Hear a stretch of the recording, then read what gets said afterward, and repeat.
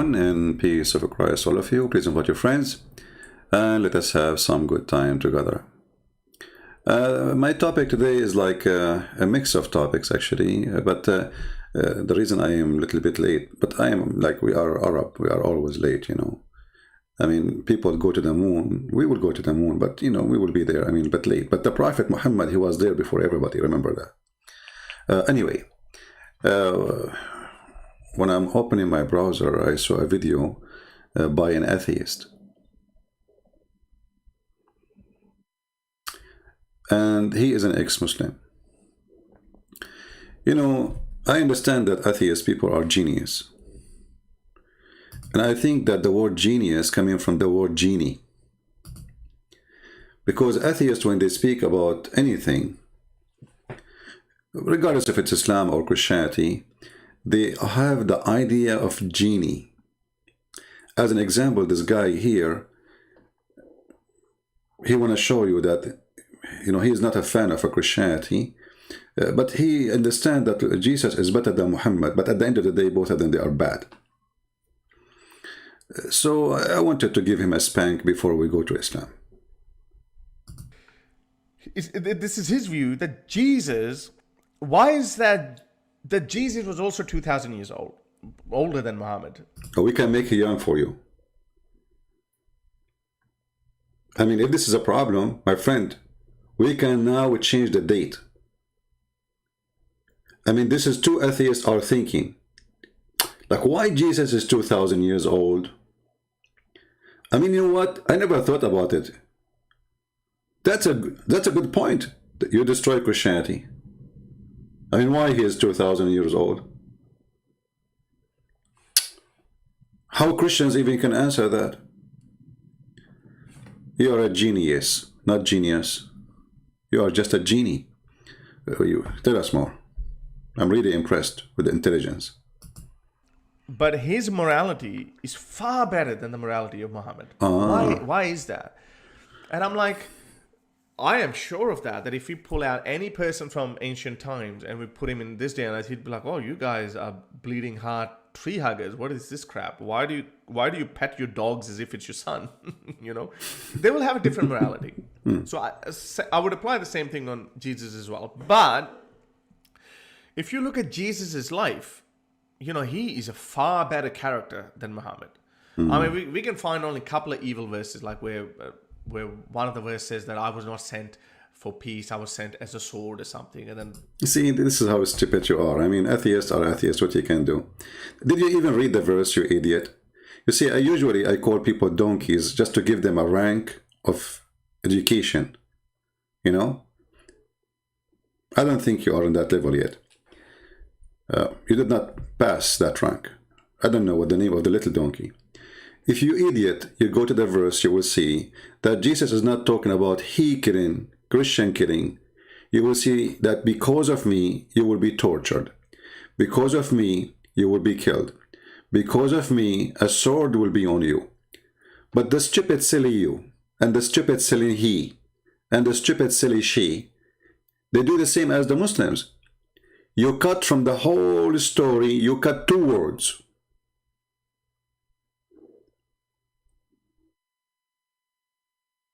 Did you even read the chapter? Obviously you did not.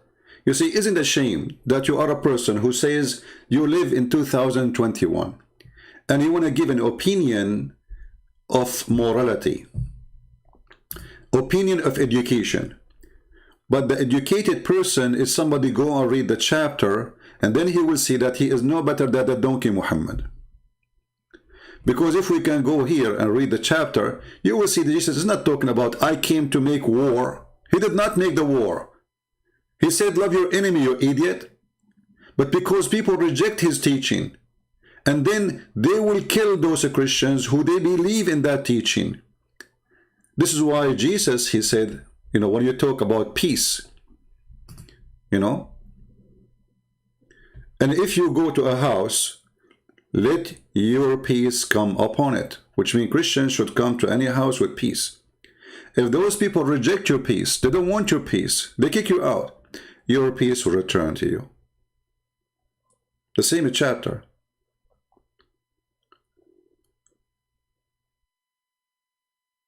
And you will see that Jesus, he sent his disciples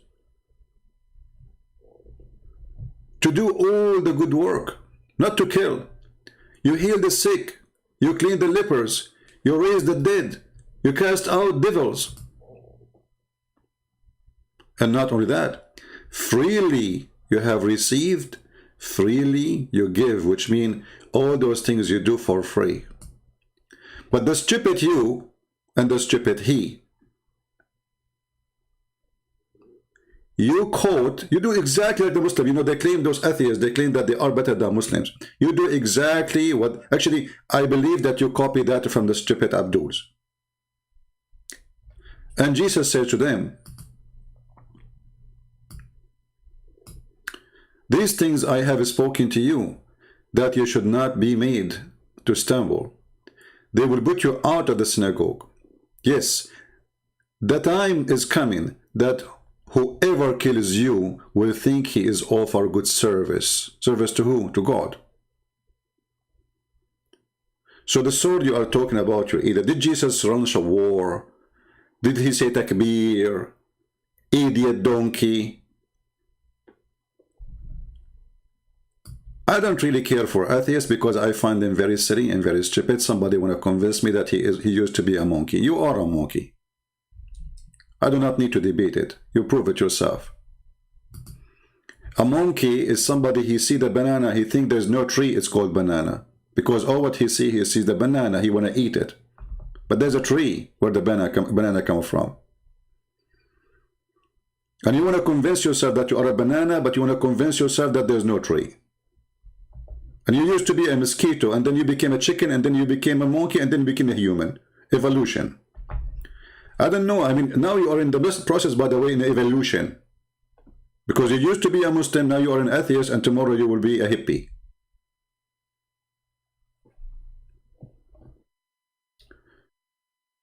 So, sometimes atheists are way worse than even Abduls.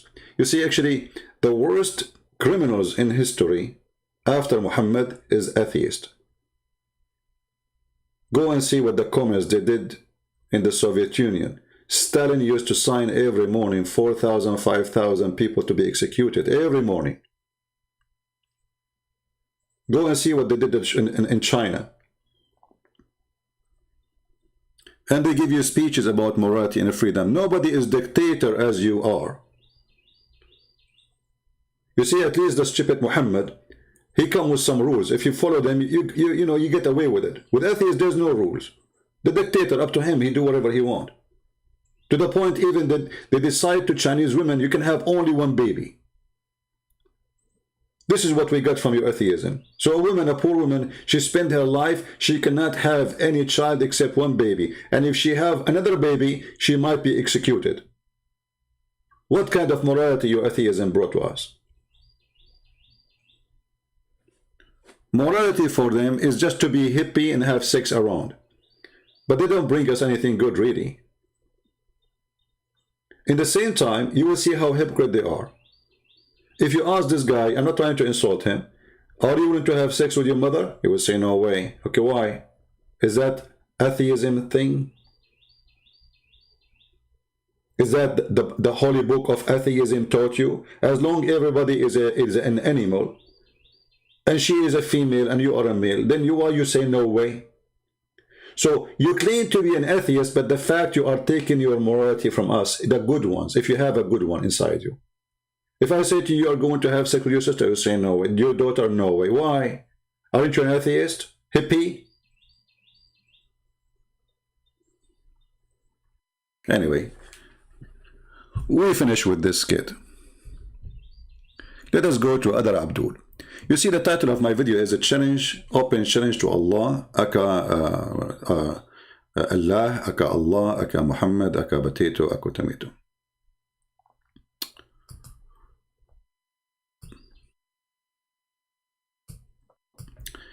Those are the ones who teach people good manner. And those are the people who teach you about Islam. And those are the ones who have the knowledge. Yes, brother. But you know, when the Muslims they speak about the religion, I die laughing. not literally, metaphorically. Hello? Because now somebody will say to me, see, Christian Prince, he said, I die laughing. That means he claiming that he die every day and he come back. And as the same as Jesus, he said, I bring sword. Abdul, metaphorically, I die laughing. So this guy,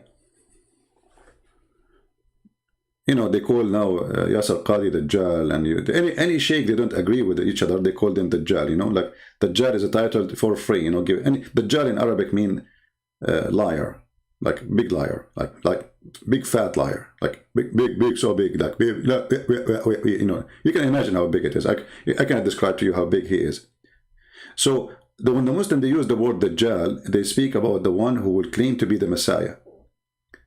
So the one who claimed to be the Messiah, he is the biggest ever in line. And here I ask myself, why?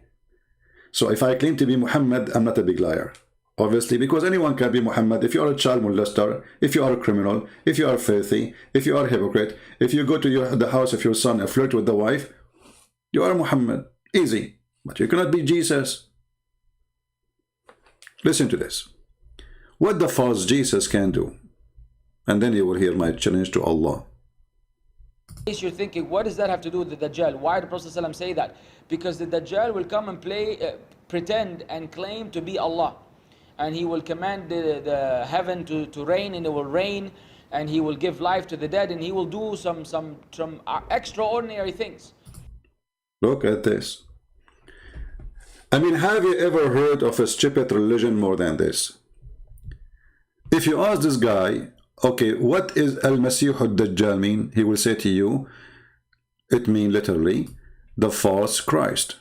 Christ, the liar, which means he is pretending to be Christ. Okay. So how he is pretending to be Christ, and by doing that, he is pretending to be God. If in Islam the Messiah is not God. Are you getting my idea, guys? Are you understand what I'm saying?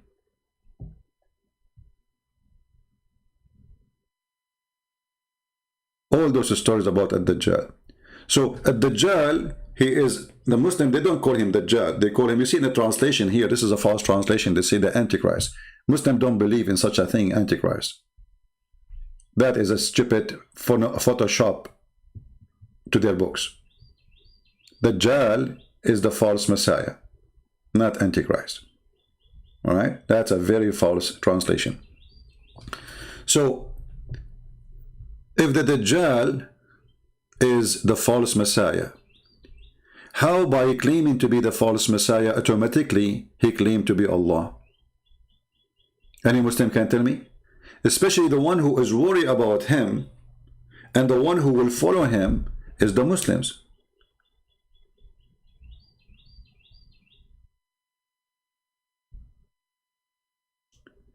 And you will see that this false Messiah, he will kill a human and then he will make them go back alive, like he will bring a sword and chop the person to pieces and then he put him together.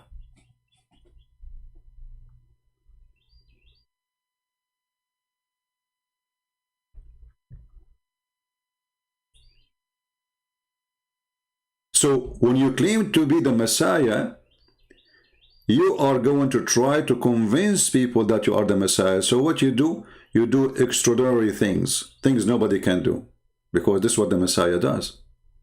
See, he is not doing what Allah do, because Allah can do nothing. What is the difference between the Antichrist and the false Christ? Well, the Antichrist is not a person claiming to be Christ, you know. The Antichrist is somebody, you know, will, let us say, power of people will gather around him, and he will be fighting everything Christ stands for, everything Christ taught, everything Christ, the faith of Christ, let's say. So Antichrist, the Bible says, who is the Antichrist? Is the one who denied the Father and the Son. So there's Antichrist as a person, and there's an Antichrist of a belief. But the belief is present the person. The one who denied the Father is the same one who, and denied the Son, is the same one who followed the Antichrist, and the Antichrist himself, he believed in that. or let us say he promote that. So in Islam, there's no Antichrist. There's a person who will come as a false Messiah, and this person, the Muslim, they call him Ad-Dajjal, Al-Masih Ad-Dajjal, not Ad-Dajjal only. Dajjal is a short name. Al-Masih Ad-Dajjal. Messiah, the false Messiah.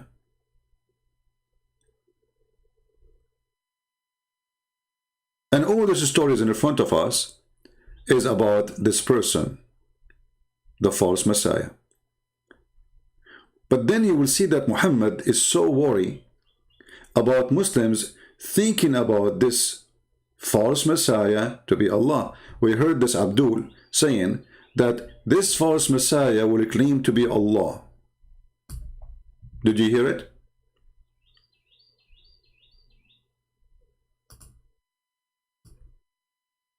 He is not just a person who will come and do, let us say, miracles, powerful things. No, no, no. He is not going to establish even a new religion. He will claim to be the God of Islam. So by claiming to be the Messiah, and this is here you see the stupidity of the founder of Islam. How the person claiming to be the Messiah, and how that automatically make him claiming to be Allah. Do you see the stupidity here? Because if the Messiah is a messenger in Islam, and the guy, he said, I am the Messiah. So the Muslims, even if they accept him to be the true Messiah, they accept him as what? As a prophet of Allah. Do you see the stupidity? The confused Muhammad, the false Muhammad, he mixed information together, proving to us that in a certain point Muhammad, he wanted to be a Christian, believing that Christ is God. Or he was trying to adopt the idea to be Christian. When the Christian rejected him, he became a Jew. When the Jew rejected him, he became a Sabian. So he tried his best to have a group to support him. Remember, he started with nothing, right? And his wife Khadija, if you remember, when Muhammad first time been squeezed like mayonnaise and no mayonnaise came out when he came from the cave, his wife Khadija, she took him to a priest. The Muslim, they say that Khadija, she was not a Nasara. Nasara is a Christian sect, which is like Jehovah's Witnesses, false Christian sect. Heresy. If Khadija was not Christian sect, false sect, why she took him to the priest? Because if she is not, then she is pagan, and then she will take him to a monk who is a pagan monk. Somebody he do witchcraft maybe. But she did not do that. She took him to a priest. Why she did that? Because obviously she is a person who belongs to this priest faith. Especially he even is he used to be a pagan, which means if he is a person who left paganism and he became Nasara, then the people around him, his family, they will reject him because he left the faith, he changed his faith. This is what happened usually. But she did not reject him, she approved him, and you will see that Muhammad is always with Warqa, and Khadija herself is the one who took him to Warqa as if he's a kid.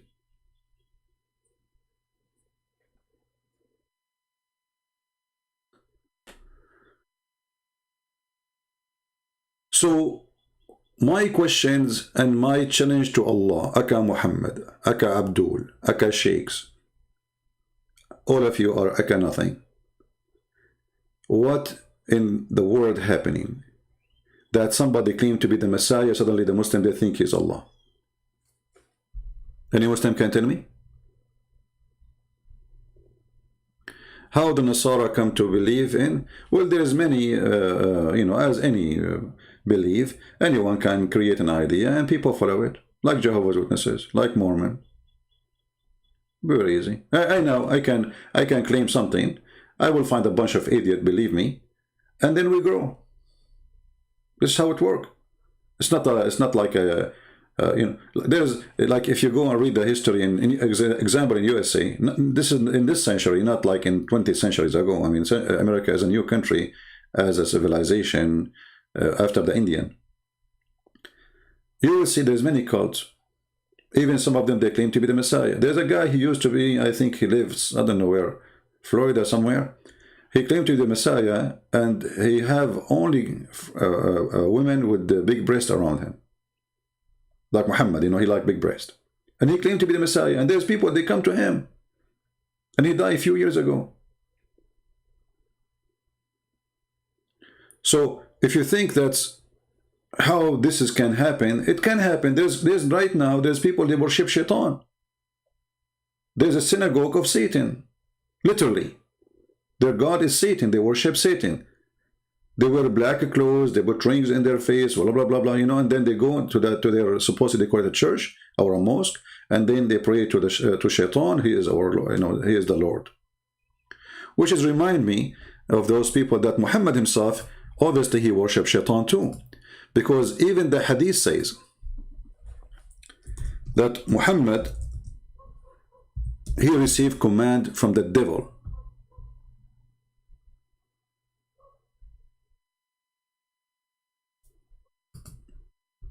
Do you see it? Muhammad, he said, there is none amongst you whom is not attached to the form of a jinn or a devil. They, the companion, they said to him, will you too? Thereupon he said, yes, with me too. But Allah, he helped me against him, so I'm safe from his hands, and he does not command me but good. Do you see it? So we have a guy who say loud and clear, I received command from Shaitan. And the claim is that Shaitan is good. See, this is a good Shaitan, brother. He was a bad Shaitan, he's a bad Shaitan, but Allah helped me against him. So Shaitan command me to do good. Have you ever heard of a Shaitan command to do good? Like what? Hey Muslims, can somebody give me a good command of Shaitan? I want to learn one.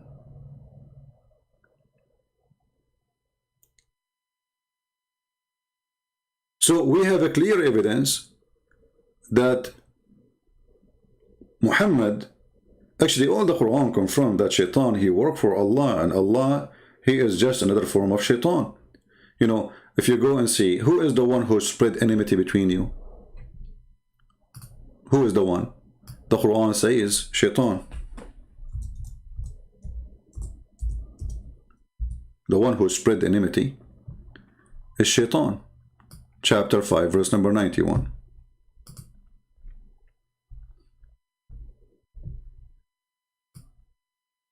You see it? The same chapter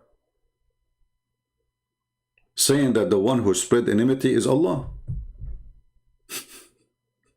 Can you believe it? Twice.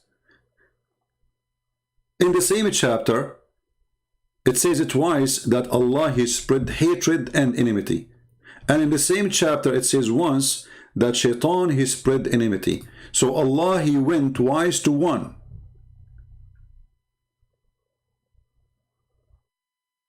This is chapter 5, verse number 14. Allah spread hatred and enmity between the Christians. The same chapter. So we string them with enmity and hatred between one to other.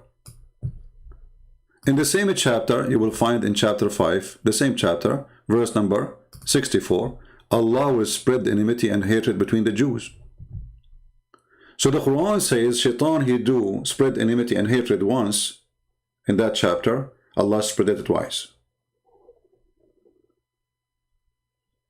So you will find that the goal of Satan and the goal of Allah is in total agreement. Both, they do the same act, spreading hatred. While Jesus was saying, and he said, love your enemy. Forgive those who do bad to you. Actually, even, you know, What is the most famous prayer we Christians we pray? I just remember something. What is the most famous prayer we Christian we pray? Somebody tell me. I know the sound take time to come to you.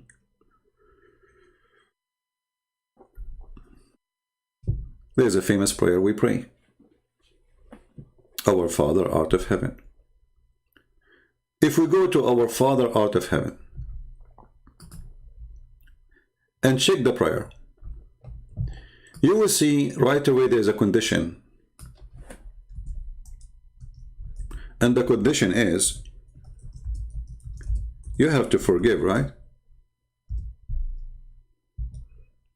You have to forgive. If you don't forgive, you don't receive forgiveness.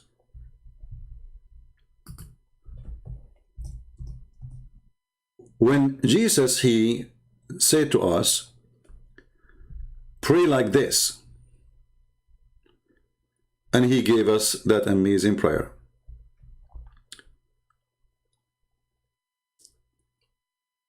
Can Allah give Muhammad a prayer equal to it, or even better?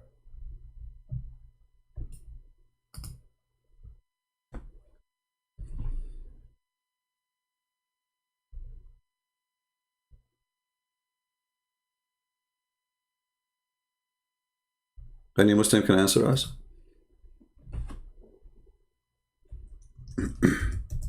Can Allah come with something equal or better?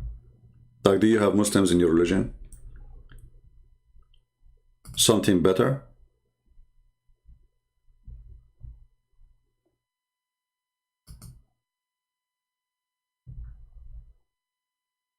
If there's any Muslim, he can give us an answer. Please help us. Because a prayer of a religion present the religion. What I see that Muslim prayer is nothing but cursing, insulting, hatred, anger. Like now they are praying to Allah to destroy the Jews. And as always, they always do that.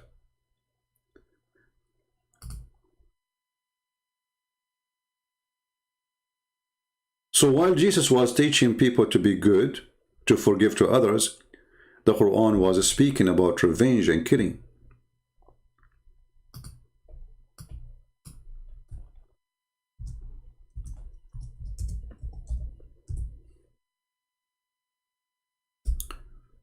If we go here,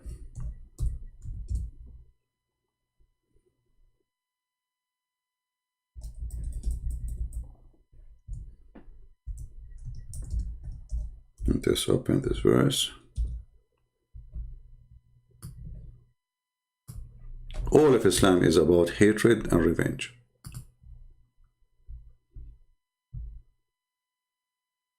Allah will punish them by your hands. Cover them with shame. And that victory will heal the breast of the believers. How much hatred in their breast.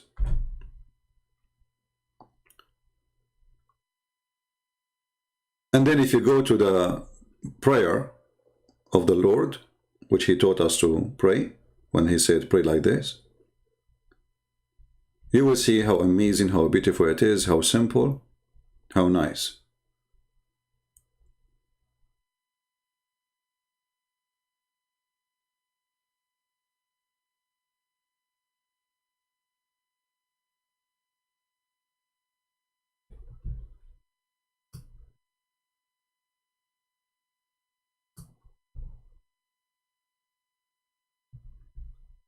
The prayer of the Lord does not fit with the prayer of Allah.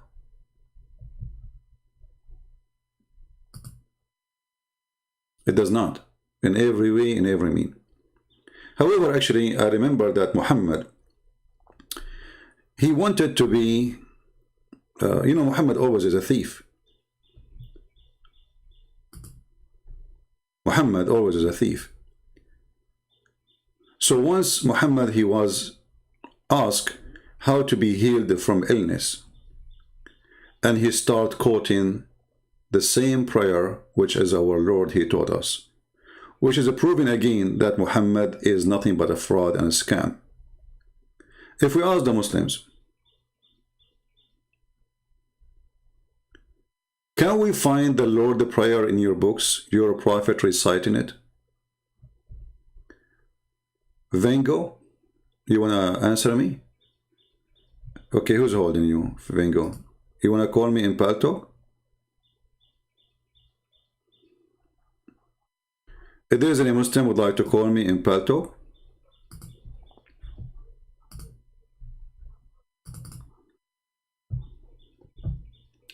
if there is any Muslim would like to call me in Paltalk and answer me, as I heard I saw in the chat somebody saying he can answer me. I'm opening my Paltalk now to give you an opportunity to prove us wrong.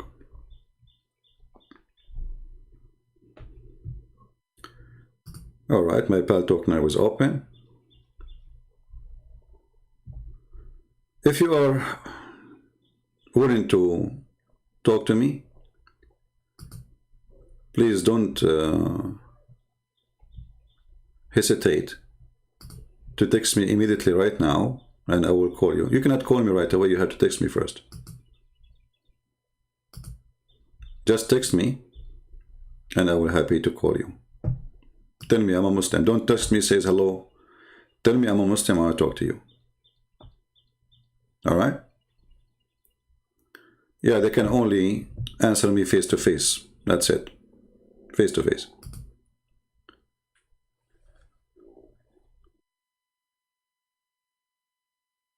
So the prayer of Muhammad is nothing but evil. And when Muhammad he speak about the Dajjal, which is our topic, and we showed you how this person, he mentioned the Dajjal, which is supposedly the false Messiah. But yet he is so worried, and he's a prophet worry, that people will believe that the false Messiah is their God Allah. And the question always comes to us, why? Why the Muslim will think that the false Messiah is Allah when the person is claiming to be the Messiah? Please focus with me in the topic. Don't, always when you want to ask me a question, when I say there's any question we are done, you can give me questions that have nothing to do with topic. Because I'm not against you to ask you questions, but in order to answer a question that have nothing to do with the topic, we have to stop and switch. Right? So just try to make your topic now same my topic. When we are done, if we say who have a question, have nothing to do, we are done, you can give me your question. So I'm asking the Muhammadans, what is the reason for the Muslims to believe that the one who say I am the Messiah, that he's Allah? He's not saying I'm Allah, he's saying I am the Messiah. That's why you call him the Messiah, Dajjal. Unless you are saying that when he say I am the Messiah, automatically he become Allah, your God.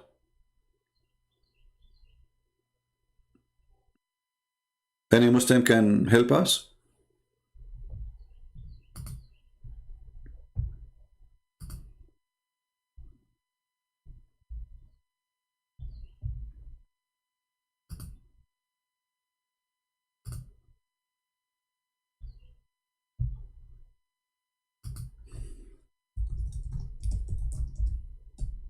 Anyone?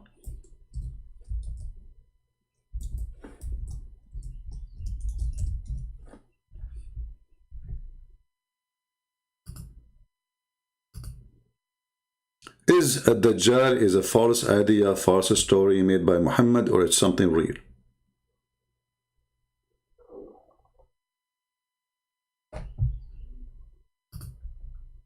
My Paltalk is open. If you are a Muslim and you are serious, you want to talk to me, feel free. I'm willing to listen.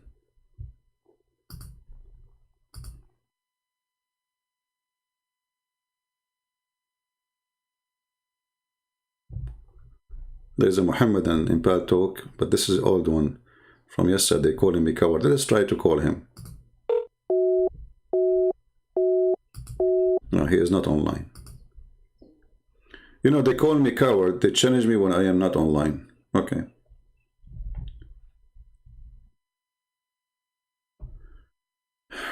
Protection, you are the Messiah? Well, you are not. I can prove it very easy. Here we go. I will give you a banning from my page. Well, can you come back? Protection. You just said you are the Messiah. If you are the Messiah, you do what the Messiah can do. I just blocked you in the chat. Come back if you can. You see, the real Messiah, they killed him. He come back even from the tomb. You stupid you, we just block you from the chat. You cannot come back. You remind me of Ahmad Mirza Ghulam. He claimed to be the Messiah. Second day, he found like 500 people in front of his house, and they are wheelchair, the blind, the one who have no hand, the one who cannot see, the one who cannot talk, all kind of ill people. And they said to him, if you are the Messiah, here we go, show us. He closed the door and he went to his bedroom. He slept under the bed.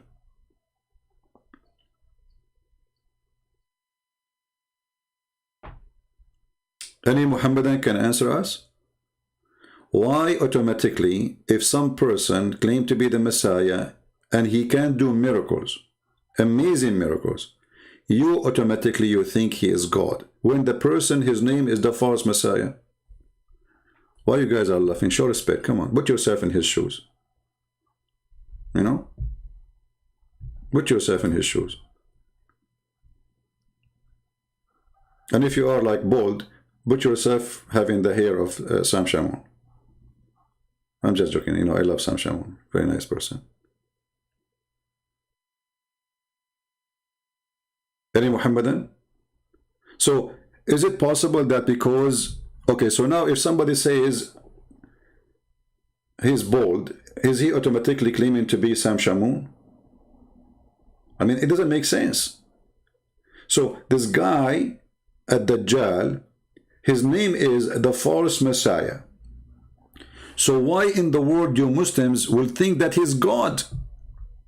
The heaven to rain, and it will rain, and he will give life to the dead, and he will do some extraordinary things. Stop. But how he can do that? Isn't it the Quran says only Allah raises people from death? Isn't it the Quran says who bring people from death but Allah? So how this person, the false Messiah, he can do that? All right.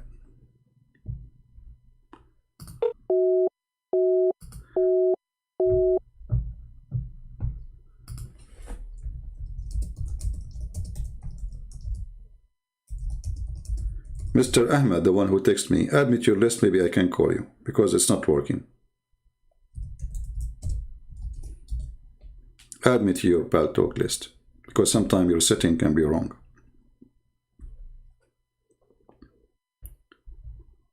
Any Muslim can tell us what is? This is a challenge to Allah. If only Allah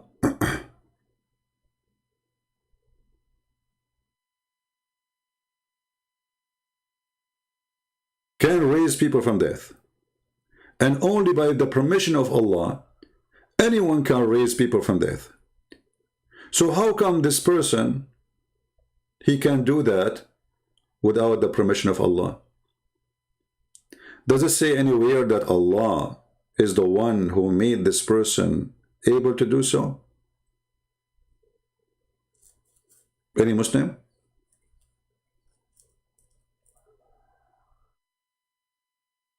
Even the story says that this person, he can cut a person to pieces and then he put him together.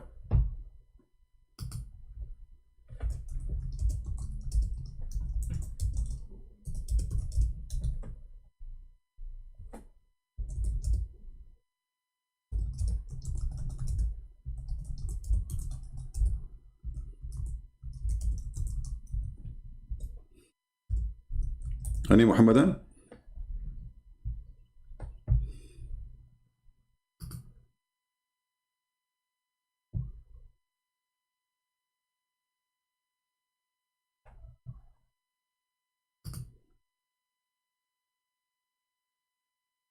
Who is the one wearing burqa? You see, the Muslims, all of them, they come with excuse saying we debate Christian Prince only face to face. And I say to them, I don't go anywhere. I sit in my place, in my home, drinking my coffee. Here we go, it's my coffee. And you drink your camel urine, and we can debate. What this challenge is about. This is an act of cowardness, avoiding what will happen after. A person who he trusts his God, that he have answer, there's no need to say face to face. I mean, here we go, we are talking. And not only that, here we can show reference, not like an over the table and you talk, I talk, and philosophy.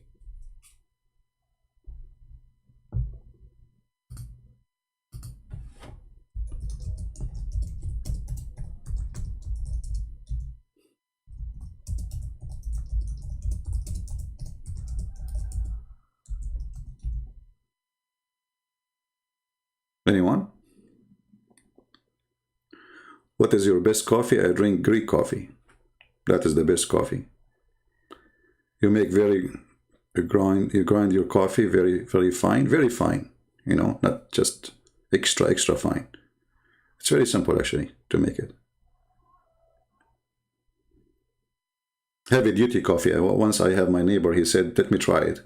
And then he called me like around 2 a.m. You know, he did not call me actually. I was, you know, I stay late, you know. So he saw my window and he said, are you up? I said, yeah, what up? What's up? He said, you have no idea what you did to me. I can't sleep.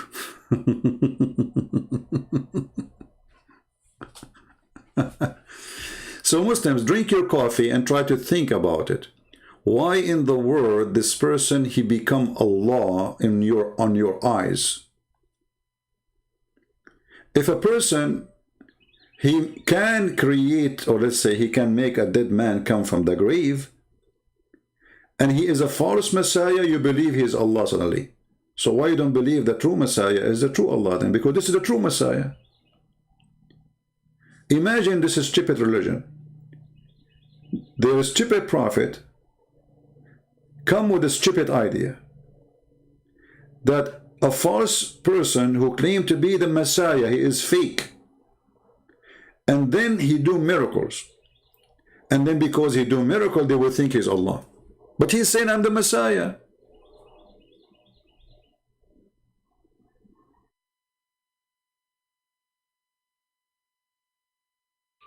And as long you Muslim, you say that nobody can do such a thing like, you know, to give life except by the permission of Allah.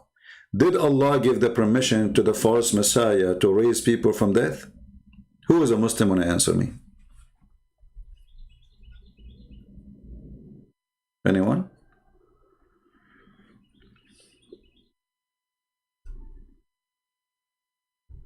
If there is anybody?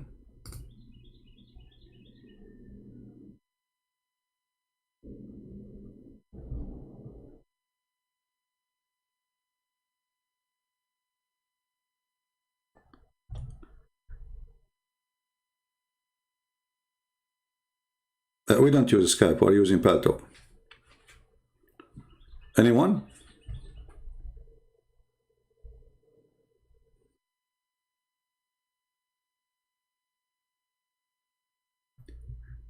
Let us see some of the miracle of the false Messiah.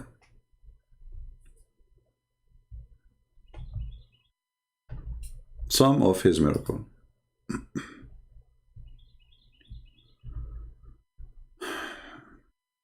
Unbelievable.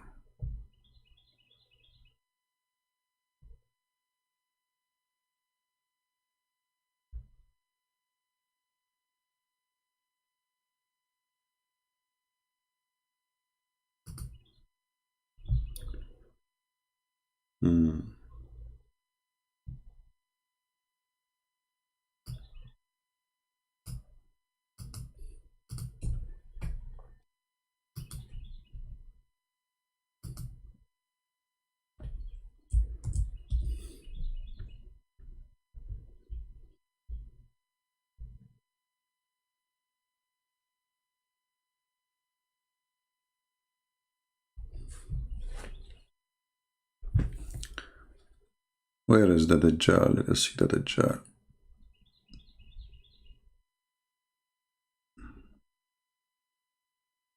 Here we go.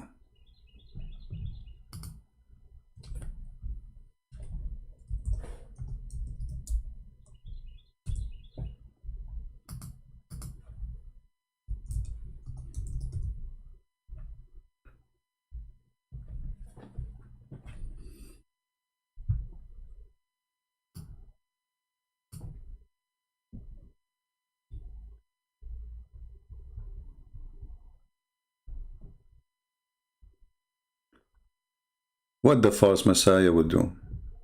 Muslims.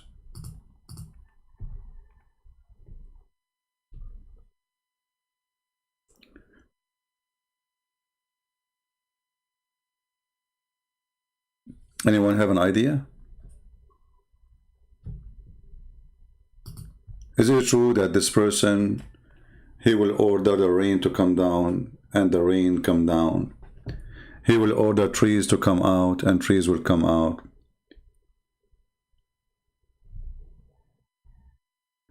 But is it true it says that this is all happened by the will of Allah?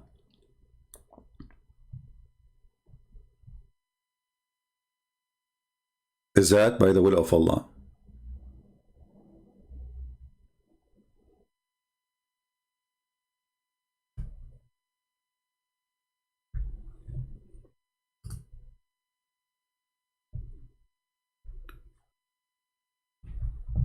Any Muslim?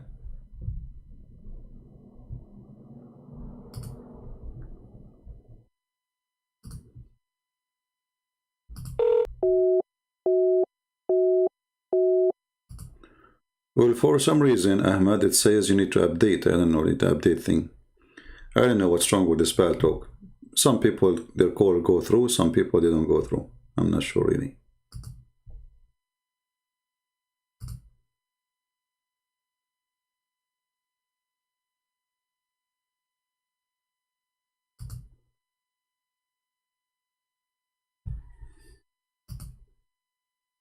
Any Muslim? Who is the one going to give the Dajjal the power to the point he do what Allah do? And remember that the Dajjal is claiming to be the Messiah. And remember that your Muslim will think he's Allah. And remember, he looked like a man. Yet remember that you will think he's Allah. Abu Bakr reported that the Prophet saying, the terror of Ad-Dajjal, not the Antichrist, will not enter Medina at that day, and it will have 7 gates. Muslims, at that time, the Medina will have 7 gates. How many gates you have for Medina now? There's no gates. What gates? Your prophet prophesying in the future, because this will happen before Judgment Day, that when the Dajjal come,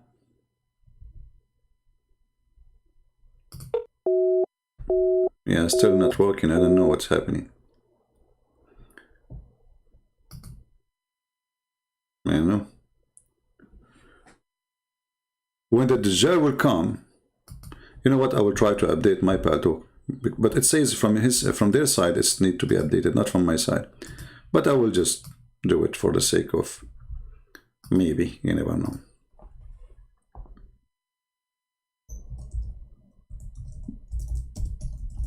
Any Muslim?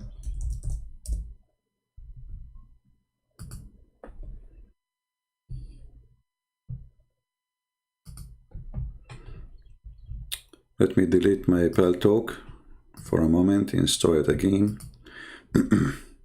Maybe the problem from my side, I'm not sure. You know, this stupid program. And if we use Skype, the problem with the Skype is there's no good control.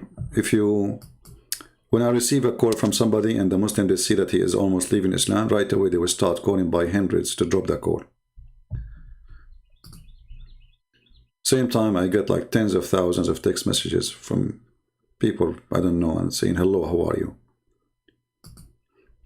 Let me install it again.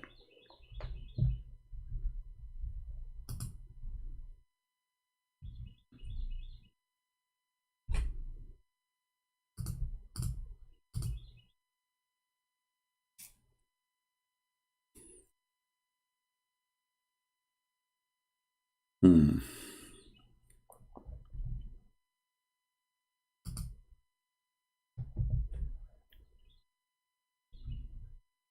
on.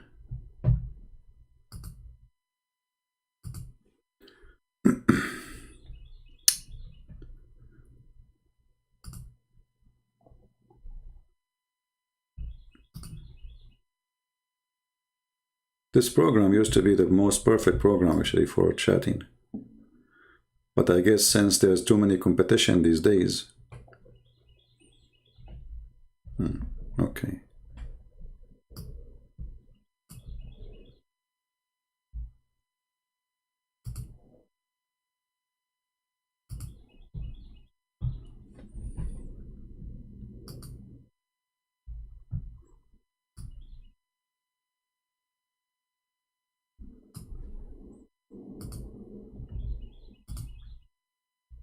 We're trying to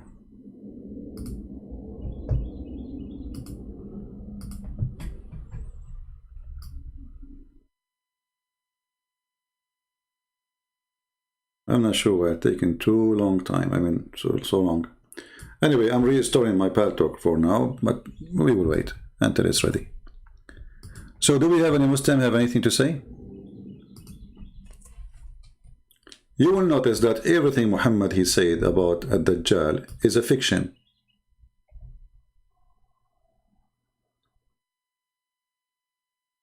And why in the world this person will claim to be the Messiah don't claim to be Muhammad?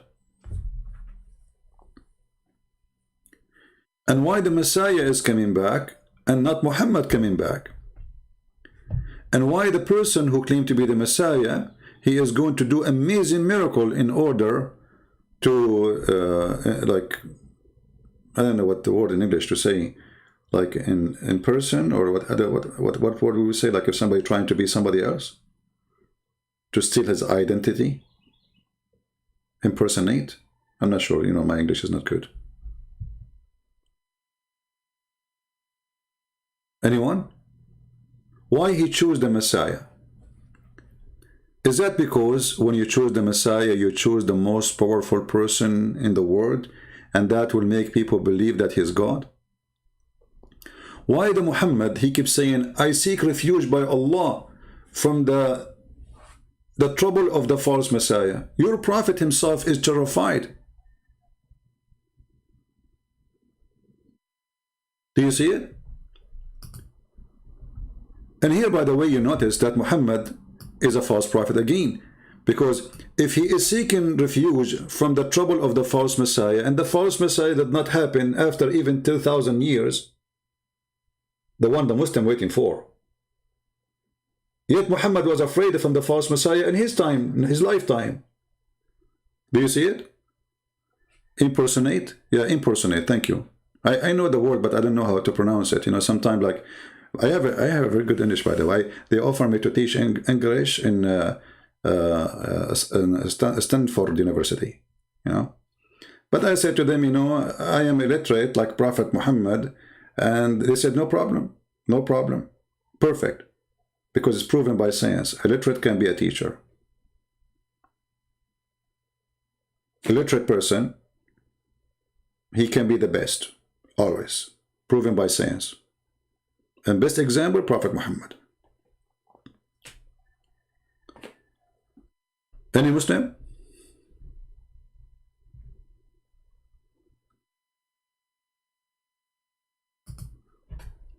You come to the conclusion that my pal talk probably not working? Don't think about it too much, man. I just installed it, and now we said that already. So Muslims, why Muhammad is afraid of the false Messiah?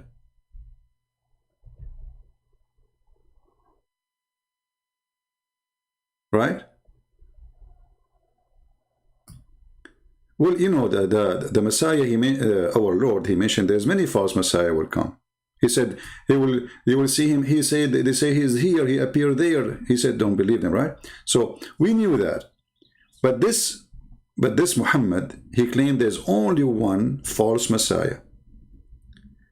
And this false Messiah, the Muslims, when they see him, they will think he is Allah. You see, this is our topic. It's not just about the false Messiah. This false Messiah, he can do amazing miracles. He can cut a human being to pieces and put him together. And Muhammad is so paranoid about him.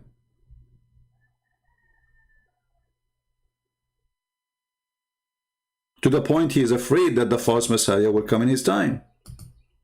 Was Muhammad a prophet? Muslims, they say yes. So how he keeps saying, I seek refuge from this and this and this, and he count the false Messiah? Muhammad will be witnessing the trial of the false Messiah? You see, I seek refuge. He did not say, I seek refuge for you. I seek refuge. Muhammad himself is paranoid. He is so afraid that the Messiah will come in his time. He was so paranoid about many things he said. As an example, the people of Gog and Magog. Once he woke up from the sleep and he says, we for you Arab, because the Gog and Magog, they open a hole like this, and he made a hole in his hand using his fingers.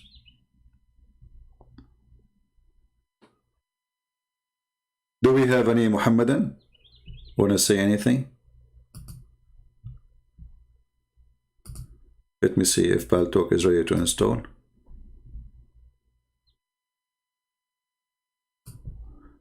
Okay, finally it's ready to install it and install it.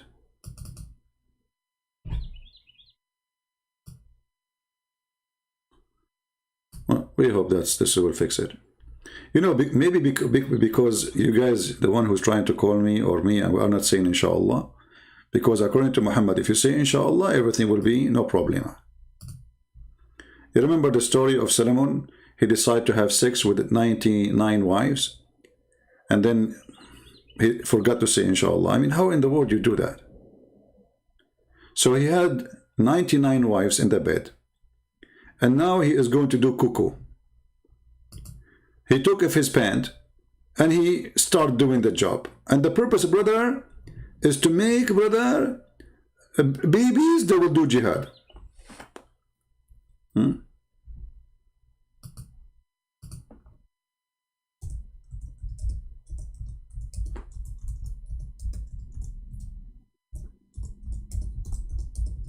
And then Allah, because he forgot to say inshallah, after having sex with 99 women, Allah, he made him have half baby. Now the story about the numbers, every hadith give you different numbers. Some say 70, some they say 99, some, I mean, depend. You know, depend in that in the mood of Muhammad. If he was saying that story in the morning or at night. Actually, we can search for the story. Hold on. I'm installing Paltalk. I'm reinstalling again. Just hold on. Here we go. Paltalk is done. We will open it.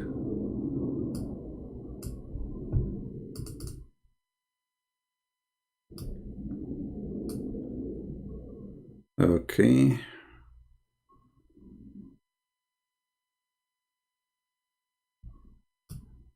So according to Muhammad's story, as you see on the screen, Muhammad said, not me.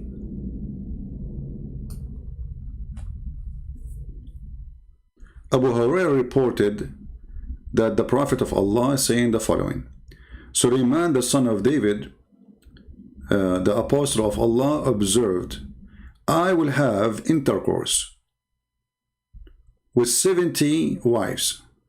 You see, the story here is 70. During the night, one night, all of them will give birth to a male child who will fight for the cause of Allah, so they will join Hamas. His companions, you know, his companions, let me open Paltalk, hold on. It asked me to give permission. All right. So his companions, they said to him, don't forget to say inshallah. They told him.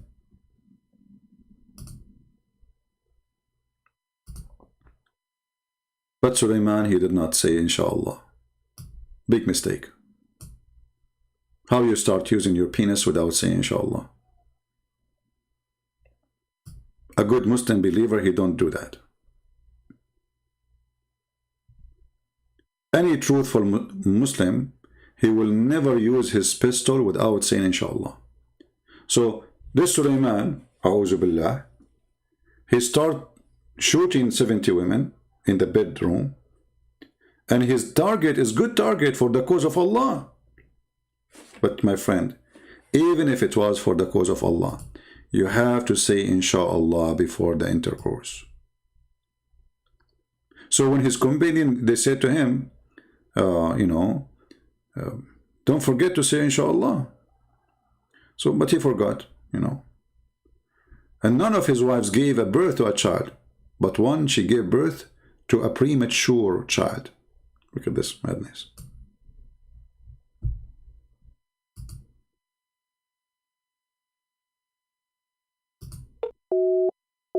Yeah, still the same, my friend. Mr. Ahmad, the one trying to contact me, I don't know, I'm trying to call you, it's not working, my friend. Okay, let's see this person.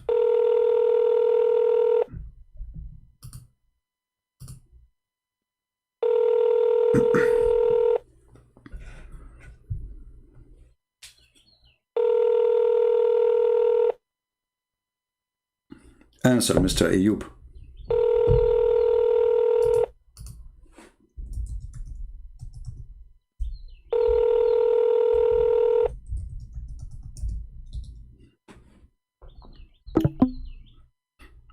He's not answer. Okay. I don't know. They said to me, call me. And when we call them, they don't answer.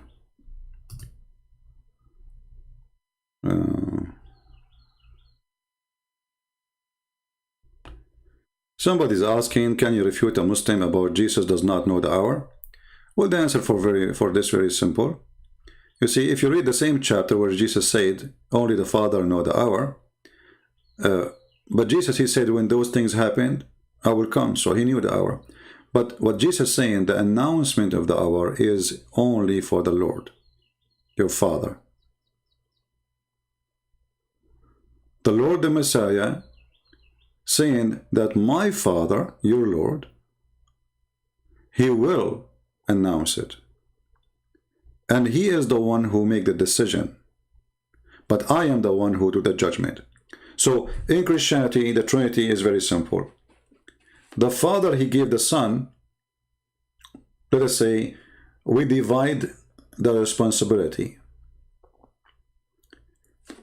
I decide, I announce my decision about the hour. You do it.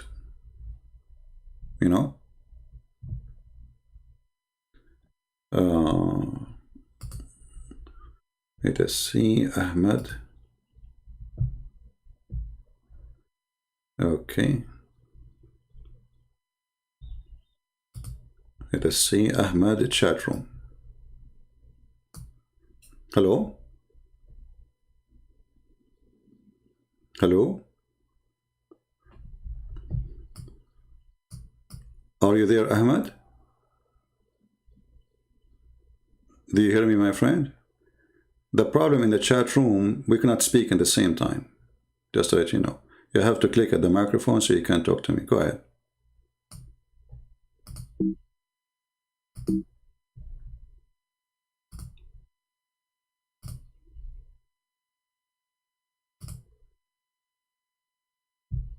Are you there?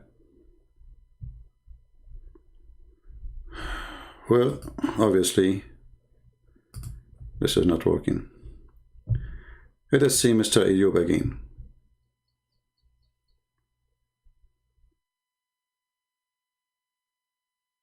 Some subscription thing pops up. Can you call again? Yeah, it's free. It's free.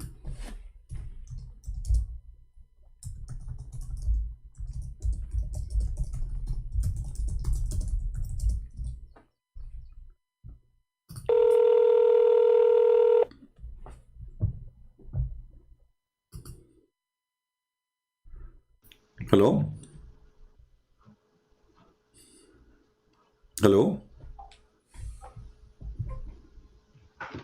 Hello? Yes, Mr. Ayub, you are live on air, my friend. What do you want to say to us? I don't know if you were listening to the topic. Did you listen to the topic? We are live on air. Yes, I just joined in. All right. So what do you think about the Dajjal story? What is the story? Why the Muslim will think that Dajjal is Allah when he comes second time, when he comes at the end of the time? No, Muslims don't think that. Muslims don't think that? Who Where say? you get that from? Okay, I want you to listen. No, look, listen. Okay. I will explain it to you, yeah? Okay, before you explain, let's make it clear for you. Okay, before you explain, because we don't want to waste our time and your time, you know, my friend. So listen to this video. This is your brother. He is a sheikh, you know, and he's explaining what will happen that, you know, people will think he's Allah. Why? Because simply this person, obviously, he will do a lot of things. And there's, you know, tons of videos on the internet. You can watch them, and even I can show you what your prophet said. So let us see what this person will say. Dajjal will come and pretend and claim to be Allah, and he will command the heaven to rain, and it will rain, and he will give life to the dead, and he will do some extraordinary things. Did you hear it? The Dajjal will come and he pretend to be Allah. What do you say? Wait, it's I have delay. You did not hear the sound of the person? No, wait. Okay, hold on. I think I need to play on my phone. Oh, no, it's okay, it's okay. I will make it work for you. Hold on. I think because I'm using the microphone, my microphone, I have to unblock my... That will be a problem if I do that. Let us see. Okay, you know what? Forget about this guy. Let me show you what your prophet said. Did your prophet say that he's afraid that the Muslim will think he's Allah? I don't think so, no. All right. No. I will give you a hadith. You can open it on your side if you want. Or you can see it in my screen if you want. Just to be sure to mute Paltalk so we don't have double voice. This hadith here in front of me, and I will post it for you. You can read it in your Paltalk, and I will give you even the link. It says that... But you need to show me Sahih, yeah? Yeah, Sahih. Don't show me... Yeah, this is, you know, I know Islam is full of weak things, right? I mean, you are saying... No. You need to show me from Sahih only. If you don't show me Sahih, I don't want to see it, okay? But this is weak, so what we would do now? Yeah, if it's weak, then I don't want to see it. So what weak mean? What weak mean? What do you mean by weak? What does that mean? If scholars say it's weak, then I don't accept. So what does that mean? When you say the scholars say weak, what does that mean? If you show me hadith, you need to show me authentic. I understand. What weak mean? If you don't show me authentic, then I don't accept. But what weak mean? Does it mean like fabricated? Yeah. So you Muslims, you write in your books lies about your prophet? No, who say that? No one say that. You just said it's fabricated. No, I say if it's not authentic, then it's fabricated. Okay, so who is the one who wrote this fabricated story in your book then? Isn't it you Muslims? Who is Al-Bukhari? Who is Muslim? Who is Ibn Majah? They are scholars. Huh? Okay, so why they are writing those stories? You just said it's fabricated. Why you Muslim, you write fabricated story about your prophet? No, but I say to you, if they rate the hadith. But if it's fabricated, why they are writing in their book a fabricated story? They should say this is garbage. We throw it away. We will write what is what the point. Who say that? Okay, listen. Who say that? Okay, no problem. Listen. Well, listen. No, listen. This is a sahih hadith. The hadith I just mentioned to you is sahih. So let us stop playing the game of weak. I wanted to show the people anything we show the Muslim right away, they say it's weak. Anything is they don't like, they call it weak. They don't even know what the hadith is about. Maybe they never even heard of it. Anything they don't like, they say weak, just to throw it away. Okay, so now listen. So listen. This is sahih. So what we will do now? You're a prophet saying, I am afraid that you are going to be confused and think that the Dajjal is Allah. I say to you that the Dajjal is as the following. He described him that he is short, He is fat. He Okay, is, huh? show me the hadith. I give You it to scroll you. down. I give it to you in Paltalk. I give it to you in Paltalk. You can read it there too. Wait, I need to see the hadith.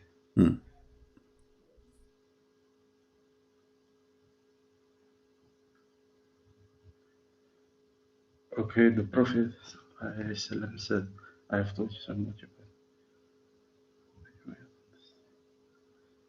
Well, yeah, this is a description of the Dajjal. What's the problem with that? Exactly. But Muhammad saying the difference between him and Allah is just one eye.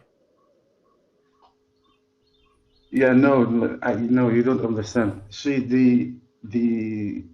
what we think is that when the Antichrist come back, that the Jews and the Christians, especially the Jews, because they believe in the Antichrist, so they believe that it's God. Do you get what I'm saying? But no, my friend, Muhammad is speaking to the believers, not to the Jews, not to the Christian. And the Jews don't believe in the Antichrist. No, The Jews, you don't understand. no, I understand. Read hadith carefully. Muhammad is speaking to the Jews or the Christians or to the Muslims. He's speaking to the Muslims.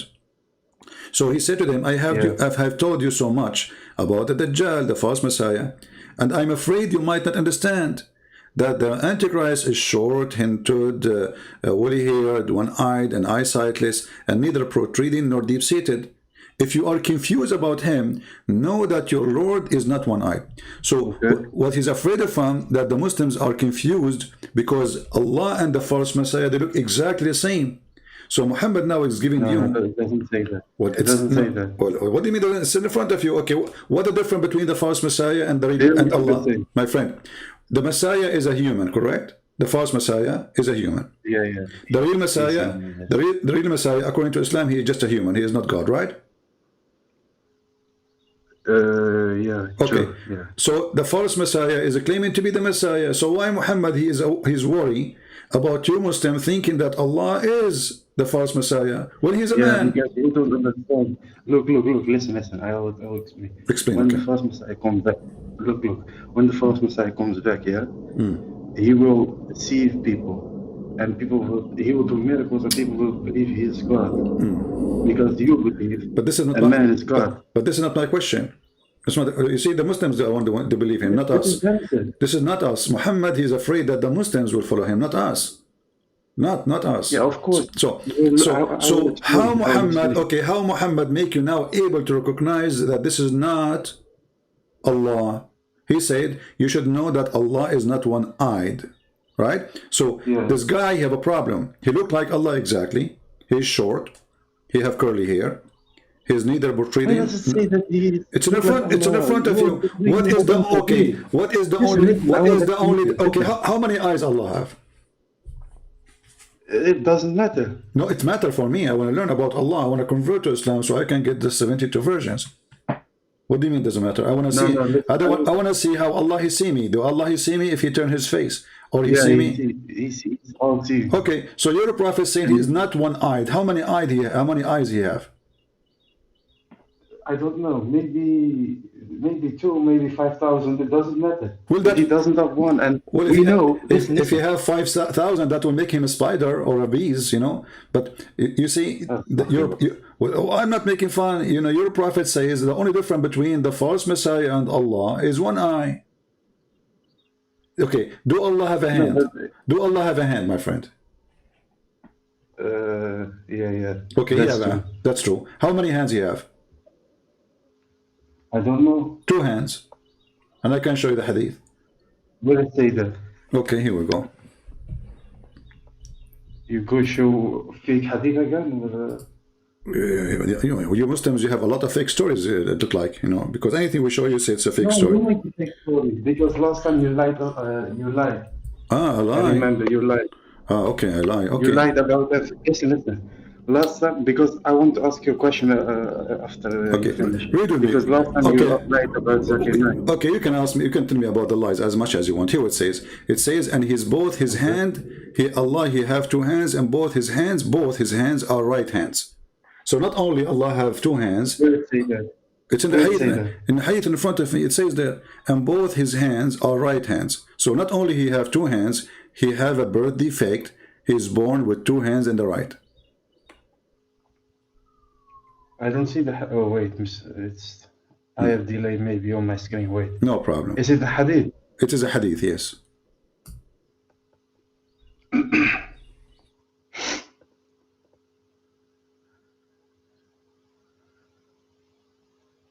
Wait, okay, I see it now. Okay, those who are just.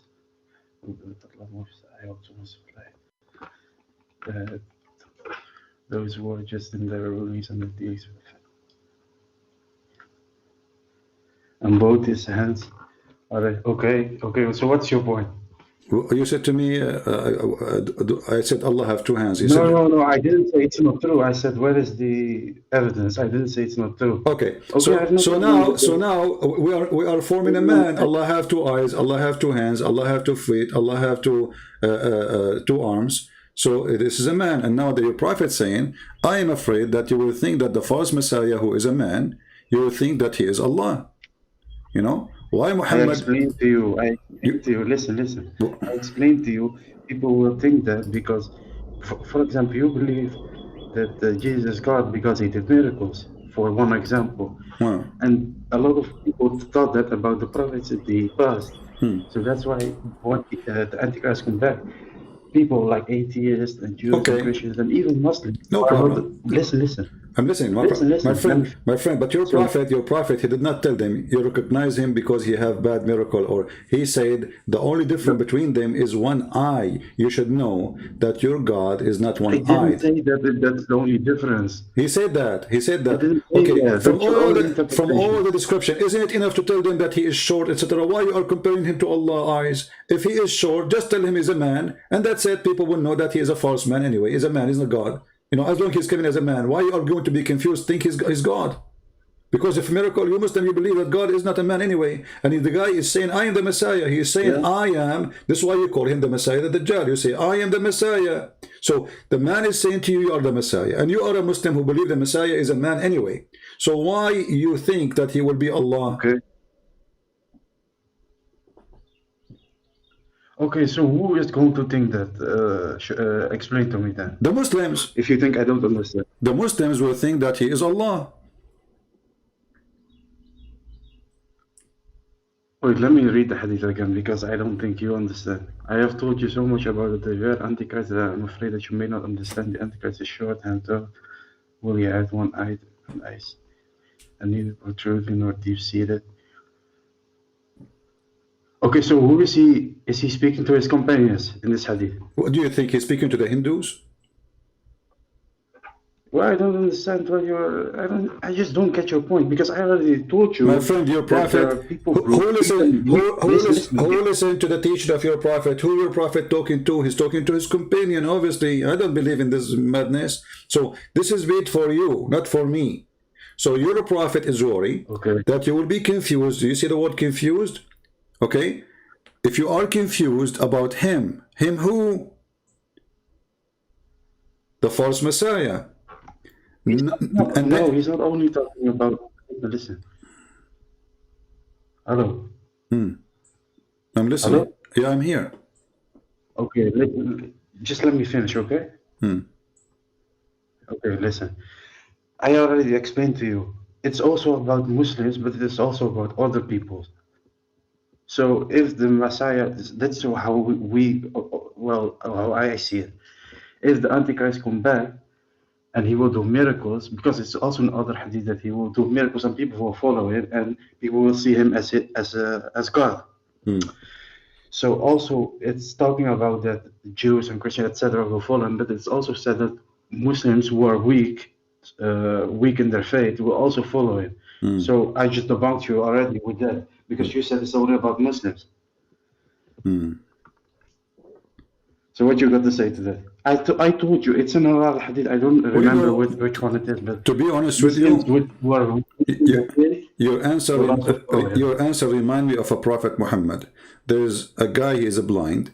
He come to his house, and then he said to his wives, "Cover yourself, cover yourself." And then the women, they said to him, the wife of Muhammad, they said, they said to him, but he's blind, he cannot see us nor recognize us. He said, are you blind too? So I am saying the same to you. So now you are saying to me that this hadith is for everybody, not only for the Muslims. And Yeah, of there's course some, it's for everybody because the Quran is okay, for all mankind. okay, hold on. And then the only way to prove that this false Messiah is false is he don't have, Allah don't have one eye. What does it have to do with Allah have one eye or two? I Oh thought you my God, you Muslims. don't understand. No, I understand. The answer is very simple. He don't have one eye. The only difference, how we can know that this is not Allah? You should know that your Lord So is what not are you one saying? eye. You saying that Allah is a man? I'm not saying your prophet saying that the only way to find out if he is Allah or not, ask him to take off his sunglasses and look at his eyes and tell him, look me at the eye. Hey, look, no, no, look here, look here. And if he have one eye, that means he is not Allah. He have two eyes and they are fine. This is Allah. That's what he's saying.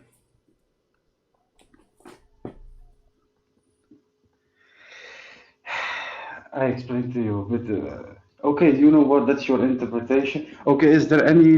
What is the interpretation for this from Okay. other people? There's no, okay, hold on. I will make it simple for you. The Messiah, the false Okay, go Messiah, he can cut a person into two pieces and make him alive again. How he can do that? Well, by the power of God. So the false Messiah worked for Allah. What? What are you talking about? You just say to me, Are you talking about the false Messiah or the real one? I just say to you how the false Messiah can cut the pieces, a person two pieces, and he put him together again. You said the power of God. Yeah, of course. Okay. How else? So Allah, he gave him the power to do so, correct? Well, yeah, of course. How else is he going to Okay, do it? See, I'm so- not a God. We don't believe in three gods like All right, you. hold on. So is the false Messiah a bad person or he's a good person doing the plan of Allah? I don't know if he's a bad person or a good person, but he's a deceiver.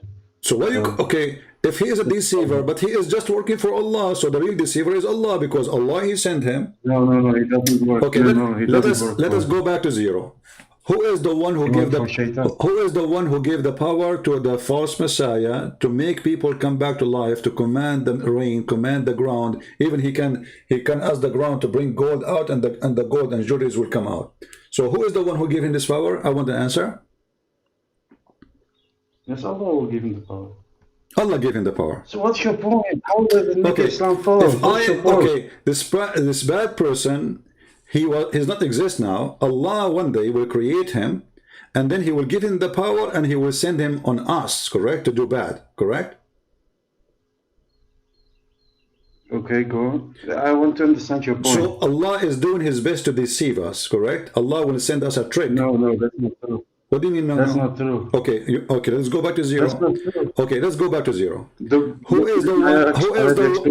Who is the one who gave the Listen. power? Who is the one who gave the power for this person? Like in I Christianity, already told you. Allah gave him the power. let me help you. Let me help you. In Christianity, God created Satan, but He created him as an angel. So the power He gave him, He did not give him the power to be a Satan. He gave him power to be an angel. In Islam, the story is different. How can you Okay, believe hold on. Here we have a How can you person. believe? We have a person. He right now doesn't exist. Later, Allah will create him. We do not know when. Maybe now. Who Maybe does not tomorrow. exist? Allah will create Who does him. not Right? exist? Who is the one? Who is going to create this Dajjal? Dajjal, who created him? No, the Dajjal, he already exists. What are you talking about? He's already exists. Where? No, it is in another hadith that he's on an island. He's what? He's somewhere already. He's locked up.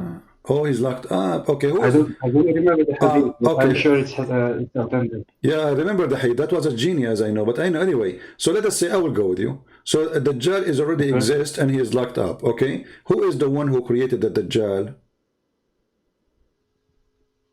It's God. Okay, and who is the one who gave him the power to make those miracles? It's God. Okay, and God will let this Dajjal come on So what are you us. doing? I don't know. Can I say God is bad because he gave him the power to do that? Your logic is flawed, bro. Honestly. Okay, you know what? I will change my logic. I will switch my logic upside down. Okay, hold on. Blame you. Okay, hold on. I will switch my logic upside down. The Dajjal is locked up by who? I don't know. What do you mean you don't know? Like, you know, It's not relevant. you know he's in jail, but you don't know which jail and who is the one who arrested him? No, he's not in jail. He's just on an island by himself. Oh, an island. I wish, man, I wish that is me. He's fishing there, huh? Like an island, the coconut tree. So he's you remind me of an angel. His name is Futros, which Allah, he broke his wings and he sent him an island which is isolated because he commits sin. You know the story about Futros? No, I don't know. Where is that? Sorry. Yeah, maybe later we will talk about it. Leave Fatros alone, because now I feel sorry for him. Allah, he broke his wings and he put him in this island, and it's very hot there. There's a lot of coconut, by the way. It's fun, but there's no beautiful girls there. So, so when your prophet, he said those stories to you, and you said to me that he is locked up in an island, where your prophet getting those stories from? What are you talking about? It's from God. Allah told him that? Everything. Listen. Because you are a deceiver, Allah. Listen, I will tell you something. Yeah. Everything that the Prophet did, he did not by his own wisdom. He did by God's wisdom. He did what? What? So all these. What? What? Well, I don't understand what the Prophet said. I don't know. I said to you, because you say, where your prophet getting his stories from? You said from God. Where God he said that to him? Can you show me? The Quran in front of us doesn't say anything of this. I don't know. I don't know if it's in the Quran or in Hadith, but somewhere it says that everything the Prophet did, he did not by his own wisdom. Okay. Everything he did, God. Okay. I want to show you.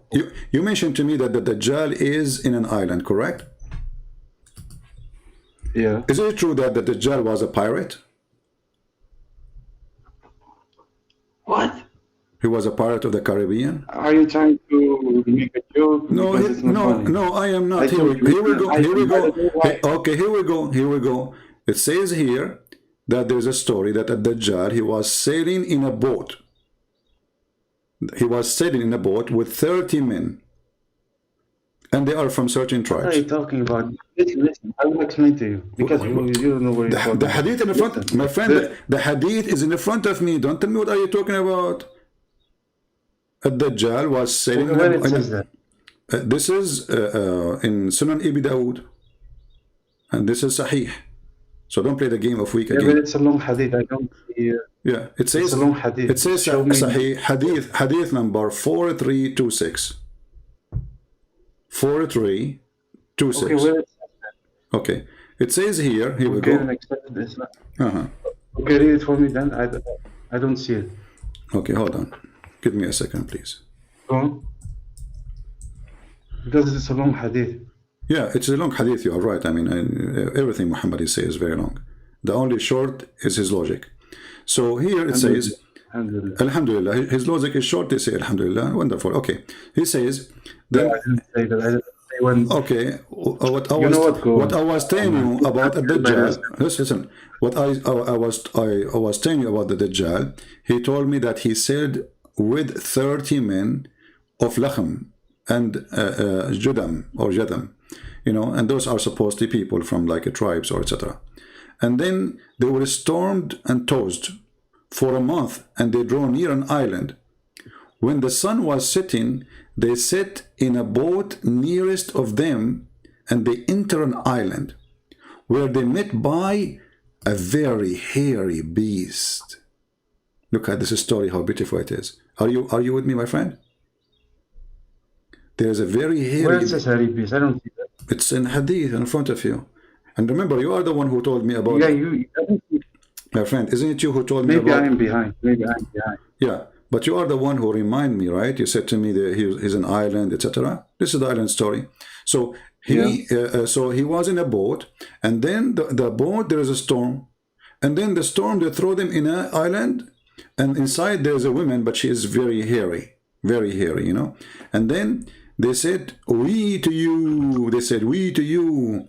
What can you be? Like, you know, she's so scary, man. I replied, I am a jassasa. Do you know what a jassasa is? I am the jassasa. So what does it mean? You don't know what a jassasa? Does it mean I'm the jet? Huh? Does it mean I'm the jet? No, but the Dajjal, he discovered it. Now the Dajjal is in a boat. The Dajjal is in a boat, and then the storm took him to an island, all right? And then there in the island... so I was right. I was right. Okay, so is that a fiction story or real story? Why should it be fiction? I told you before that he was an island. So if he went on a boat and they got to an island, that fits in the story. So it's no contradiction. It fit with the story. Yeah. Okay. Well, let us guys. Maybe he got on the island. Okay. So this is the Dajjal. He went to an island, and then in the island he said to them, Yeah. "I am the Messiah." Right?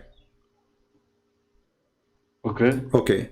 So now you see, we confirm that the Messiah exists. He will not be created, as you said. You see, I said maybe he will create it, maybe he doesn't exist, right? But you said to me, he exists, and now I agree with you. He exists. Where is the Messiah now? Yes, what are you talking about? You're talking to yourself. I already explained to you before. Where? You did not give me anything. As you see, he's a free. I got you busted. He's a free.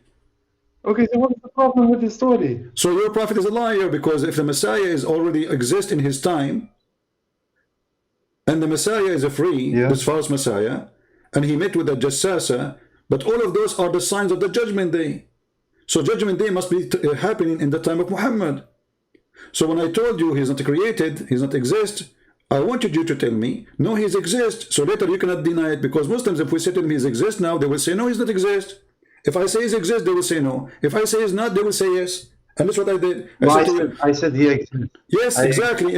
I said to you, listen, I said to you, he's not exist, he will be created later, maybe now, right? So I said maybe. And then right away you voluntarily, thank you very much, you said, no, he's exist and he's locked up in an island. Okay, so now the false Messiah is exist in the time of Muhammad. He will not come in the Judgment Day. Unless the Judgment Day was in the time of Muhammad. So Muhammad is a fraud. Because as you see, he came and he met with the Jassasa. Do you know who's a Jassasa? I don't know. I already told you I don't know. No, I think... Okay. Okay, go. In the Jassasa... Let me explain. Jassasa is a beast, exists in the Quran. If you go to chapter 27, verse number 82, you will see, So a Jassasa is someone will come in the Judgment Day. So how Muhammad he claimed that? Are you getting what you did now? You just made your prophet a joke, because you just said that you agreed that this what are you talking about? Okay. Is that Jassasa will come in the Judgment Day or no? Yeah. Okay. So what? But as you see, at Jassasa, she met already with the false Messiah in the island. Okay, show me where Jassasa is the beast from the Quran. Show me. Here we go, chapter 27, verse number 82. And when the word of torment, which means the Judgment Day, fulfilled against them, we shall bring out from the earth. We shall bring out from the earth. So she should be down in the earth, not in the top of the earth. And which will speak to them, because of mankind believe not with certainty in our Quran. So Allah in the Judgment Day, he will order the beast, which is this woman with a lot of hair, you know. But my friend, take it easy. Are you okay? Are you okay? No, I'm sick, but it doesn't matter. Well, I hope you will be fine. So where is the... Okay, so this beast will come from the ground. When? In the Judgment Day, correct?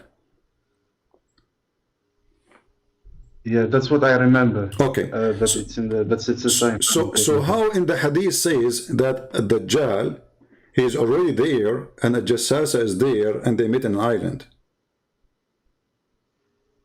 Yeah, but where does it say that Jassasa? I already told you. Where does it say that Jassasa is the beast from the Quran? Where does it say that? Yeah, here we go. Let us see. Let us go to the tafsir. I know that in the Quran it says that. Yeah, we go, no problem. We go to the tafsir, and because, you know, if I say to you, it's, you know, you will say to me, this is your opinion, etc., you know, so we don't want to do that. Okay, the chapter of the ant, verse number 2. Okay. Sorry, verse number 82. So what are you going to show me now? Okay, I will show you. Here we go. This is the tafsir about the beast will come from the ground, and this is in the judgment day. All right, here it says, this beast will emerge at the end of the time. Do you see it? This is Ibn Kathir. No, but I don't speak Arabic. I'm not showing you Arabic, I'm showing you English.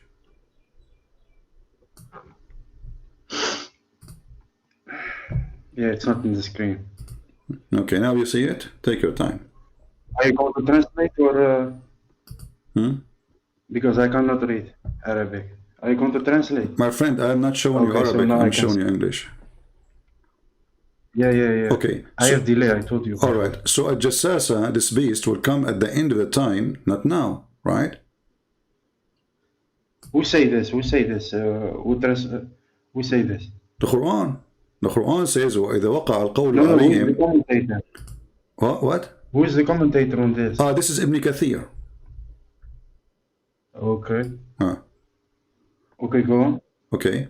So this will be at the end of the time, where this beast, who is a female, she have a lot of hair, and you know, I mean, that's very good to have a lot of hair if you're a female. Can you zoom out? Can you zoom out? Huh? I want to read the full. I want to read the full commentary. Can you zoom out? You are zoomed in. I can see. Okay. It. No, I would do even better. I'm going to give you the link, and you open it from your side. Is that okay? Let me give you the link. Okay. I will give it to you in your Skype. Here we go. Let's see. This is the link. Open it in your side. This way you will not be waiting for me to scroll down and go up, and you will be able to read it right away.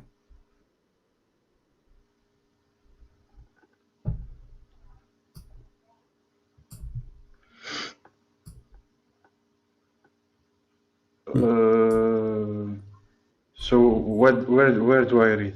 Because there's a lot of text. Do I read everything? From the beginning, it says the emergence of the beast of the earth. I'm starting from there. It says this beast which will emerge at the end of the time when mankind become corrupt. Correct? Yeah. Okay. So the hadith, your prophet, he said that the false messiah he met with the Jassasa is a fraud, because she will emerge from down the ground. No, she is not at the top of the ground yet. She will emerge from under the ground, from the earth. And she is a beast who live under the ground. Huh? I know. I told you. I know that. But I asked you, where does it say that? What is the name that you said to me in the hadith? Jassasa. The name you said from the hadith? Jassasa. Yeah. Where does it say? How do you know that means the beast? How do you know that? Every Muslim, he knew that. We can show you tons. Huh? Here we go. Let's go. No, I don't know that. You don't I know don't know that. My friend, because you are... It doesn't say that in the Quran. No, because you are just a normal Abdul. You do not know. But this is the name which all Muslims, they use, and your prophet, he used. If I go right now to the hadith, and then I search for the word Jassasa. I just type the word Jassasa. You will see tons of stories, which you do not know about, obviously, because you are an average Abdul. All of them, they are saying Jassasa. Here we go. Listen. I want to ask you also a question. Yes. You need to be. I want to ask you something from your Bibles. Okay. You do not even know your book. You want to talk us about why you want to jump and you run away from? Come on. No. Listen. Here we go. You see. Okay. I need to say This is all. It's a story about a Jassasa, and a Jassasa, she have a special description, as you see. And let me show you the description of the Jassasa, because I like it, by the way. Like she have ears like elephant, you know. Let's see. It says the Jassasa is a woman. You go up. Yeah. Oh, you are a liar, man. I am a liar. Why am a liar? Why? You are a liar. Why am a liar? Why? If you go up, it says that Jassasa is a woman, so you're a liar. I got you busted again. Okay, guys, you can be busted. So a Jassasa is a woman, correct? So you see, you agreed that a Jassasa is a woman. But when I told you a Jassasa is a woman, you said no. I am the one who told you that. No, you didn't say that. No, I am the one who told you she's a woman. No, because I said she is a woman and she is a woman and she is very hairy. I said that. Everybody heard me. It's recorded. People, they can play the tape. And you said no. Who said that? You know? Okay, go back. So now look what happened. You just agreed that the woman, the Jassasa is a woman, but look at this description of her. How a woman she have this description. Let us see together. Here we go. I want you to read with me, and you have the page in front of you. And you agreed that a Jassasa, she is a woman, so we will not have a problem. Read with me. It will strike the nose of disbelievers. in the hadith. Hold on. Yeah, in the hadith. All of this is a hadith. All of this is coming from your prophet, your phony prophet. Look at this. He says, No, this is okay, this is from, it's also reported. Umm It's also reported by Ibn Majah and Ibn Jurayj, reported and etc. Describe the beast. He said, its head like the head of a bull. Have you ever heard of a woman? Her head is of a bull. But you're a prophet. He says she's a woman, according to you, correct? No. And its eyes. I like the eyes. Her head is a head of a bull. Her eyes is the eyes of a pig. Her ears are the ears of elephant, and her horns is like the horn of a stag, and her neck like the neck of a ostrich, and its chest like the chest of a lion, and its collar like the collar of a tiger. And her its haunches like the haunches of a cat, and its tail like the tail of a ram, and its legs like the legs of a camel. All of this. You think it's a zoo? All of this, and you said she is a woman. So your prophet is an idiot. How she is a woman, and she This is not a woman. hold on. You are the one who said to me she is a woman a second ago. How can this be a woman? This is an animal. You are the one who told me she's a woman, and you told me I got you. You forgot what you did. You said she's a woman. I got you busted. You said that. No, this is not. How is this a woman? How? You tell me. You are the one who said to me it's a woman, and I agreed. No, listen. Now, listen. Okay, hold on. Do you see the story here in front of us? Do you think your prophet is telling a real story, or he's a crazy man? Be honest. Do you think really there's a woman? She have horn. No. She have head of a bull. You're a liar. Eyes of. Okay, I'm showing you in the screen. I'm showing you in the screen. How you call me a liar? Listen. And I gave you the link, Ibn Kathir. I gave you the link. You are reading it with me. And this is your scholar Ibn Kathir. And those are your companions reporting what your prophet said. And then I am the liar. And you said yourself, I got you busted. She's a woman. Everybody heard you. So I am the one who got busted by you, supposedly. And now we discovered that this woman, according to your prophet, she have a head of a bull. She have eyes like eyes of a pig. She have ears like ears of an elephant. No, listen, you don't. This is interpretation. What interpretation? He described. No, read. It says he described the beast, and he said, describe the beast, not interpretation. As Zubayr described the beast and said, what? What you show me now is interpretation from a verse. Exactly. What are you talking so about? why the interpretation saying this? If it is not, it is what it is. Why Zibi? Why the scholar? Why your scholars and your prophet companion and your prophet? You're talking right now. You want to hold your breath. You're lying. You're a liar, bro. You're a liar. Okay, let me ask you. Is it true that this Sasa is going to have the ring? Is going to have the ring of Solomon and the stick of Moses, and will make all the Muslims white and all non-Muslim black? Is it going to make all Muslims white and all non-Muslim black? Is it true? What do you see in the end? Is it this beast, her duty, Allah, he sent her for a job to do. She will hit you with the in your nose with the ring of Solomon or with the stick of Moses. And if she hit you, either if you are a believer, Allah will, the Jassasa, she will make you white. All Muslims, Jassasa will make them white. All non-Muslims will make them African, because Islam is a racist cult. Do you agree with that or not? Oh my God, bro. You are a liar. Okay. That doesn't say that. Okay, read with me. I am a liar. Okay, get me busted. You have the website. Read with me. It says here. Here we go. Let us read. And it will bring with her. Because you. It will bring with her the staff of Moses and the ring of Suleiman. There will be no believer without making a white spot in his face, which will spread until all his face shining white. Do you see it? As a result. And there will be no disbeliever left without making a black spot in his face, which will spread until the face is a black as a result.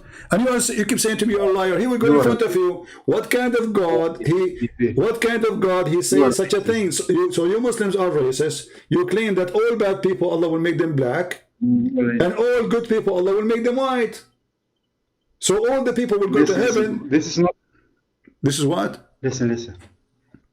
No, this is not about skin color. This is because It's about white what? is Explain. the Okay, I'm Noor. listening. Okay, I'm listening now. It's not, guys. It's not about skin color. Explain to us. It says that if you are not a Muslim, it's going to hit you, and a black spot will be in your skin first, and then it's going to extend until we became, all of you, we became black. Explain that to me. Go ahead. Listen, I told you already. This white and black in this context is not about skin color. No problem. Tell me about this. What? Because we also. Okay, I'm listening. Go ahead. What? I'm listening. Explain to me. I'm listening. Let me finish. You know what Noor means, right? Noor. I know what Noor. What is Noor? Yeah, Noor. That's like the light. If you're a good believer. Yeah, I have a flashlight. Okay, what about it? Yes, that's what we mean. That's what we mean with in this context, because it says shining white. It doesn't say white. You're a liar again. Not only white, you are shiny, so you're extreme white. You will be extreme white, right? Clever. What? No, it doesn't say that. Well, it's just shining. Okay, what about the black? Like a diamond. Okay, what about the black? What about the black? You see, now you want to hide behind the shiny. Okay, let us see. It says here that it's going to make a black spot in his face, which will spread until his face is black. As a result, there's no shiny here. Can you hide behind shiny now? In the first one, you hide behind shiny. Black is darkness. Huh? There's no shiny here. Here we go. Shiny, there's no shiny. The goat ate the shiny. No. What? Listen. Is it going to make his face black? Does it say shiny black, or it says black? So the Muslim not only will be white, will be shiny white, which means extremely white, but the black will be very black. So your God is a racist, claiming that everyone who is bad, Allah will make him black, and everyone who is good, believe in him, Allah will make him white. The proof in front of you. I told you. And by the way, I don't know. Your name is Ayub, right? Ayub, listen. I am not against this, by the way. I wish Allah will make me black, because finally I will get a girlfriend.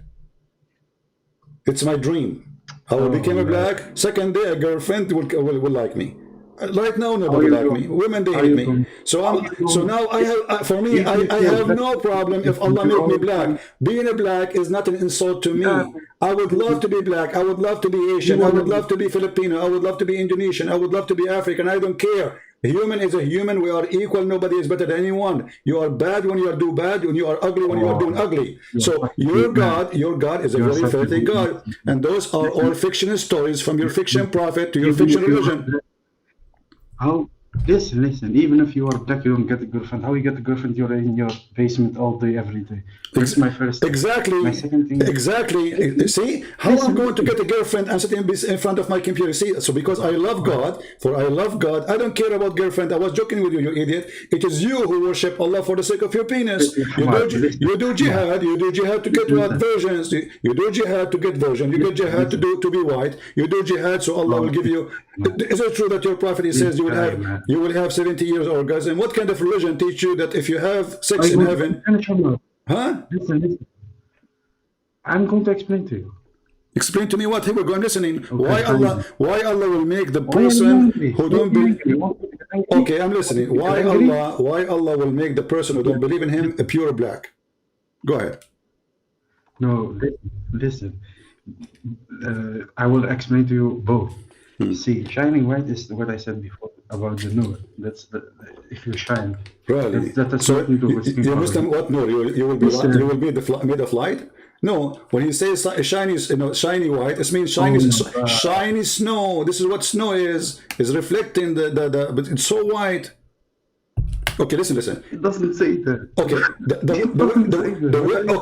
okay. When your God, he promised you those little boys in heaven, are they black or white? They are gray. They are gray. Let me finish now. They are gray. Listen. Let me. You are making. What is the problem with you? Or you are making. You are making fun of Allah now. Okay, that's one. Here we go. It says here they are white. Oh. They are white, very white, hiding pearls. Answer your question because you don't let me. My friend, chapter 37. Chapter 37. They are white pearls, extreme white pearls. Read it. So this is your Quran, and this is your Islamic translation, funny translation. Huh? So they are extremely white, like pearls, like white eggs. Yeah, so what? So birds have no skin color. What are you talking about What do you then? mean they have no skin color? The women, they have no skin color. No, the women, they have a skin color in the heaven. Your prophet, he says, they will be so white to the point they are transparent. Because when a person is extremely white, you can see the blood under his skin. You can see the vein under his skin. So your prophet, because he's your prophet, because you're a prophet, because he's obsessed. He's obsessed with white color. So what he do? He promised you that. No, you're obsessed with black color. Okay, let us see. I saw what's wrong with the black color. I know black people are beautiful people. I love them. All my neighbors, most of my neighbors are black. They are wonderful. I love them all. I have a woman. She is like 8 years old. I go check on her almost every day. Every day, I go and check on her to see if she needs anything. So listen. Oh, no. Listen. Is it true? Is it true that your prophet, he promised you women they are so white to the point you can see through the marrow of their bones? I don't know. I know. Why are you asking me this? You don't know? I know, because we are talking about this topic. Here we go. You're a prophet, he said, that I swear by Allah that each one of you will have, etc., a reward. And then he said, they are so beautiful, pure, transparent. The marrow of their bones of their legs will be seen through. And the bones and the flesh. Okay, so what? Why they are transparent? Why they are not? Why they are not normal black women? Why there's no black women promised for Muslim men in heaven? Why all of them they have to be white? Transparent is not white. Transparent is not white. No, transparent is not white. No, transparent is they are so white to the point you can see through. What? What are you talking about? Okay, I want you. Transparent is not white. Okay, listen. Is that a beautiful image? The woman he is promising you now to have a transparent woman, you can see the bones. Yeah, of course, it's beautiful. Of course. Okay, let us see how it looks like. Okay, this is very beautiful. Here we go. So this is one of Mr. Ayub wives, and she is very beautiful. Here we go. You see how beautiful she is. So you are saying to me that your God, he will promise you a bunch of bones, and according to you, this is very sexy. This is very sexy, and this is very beautiful. Oh. Yeah.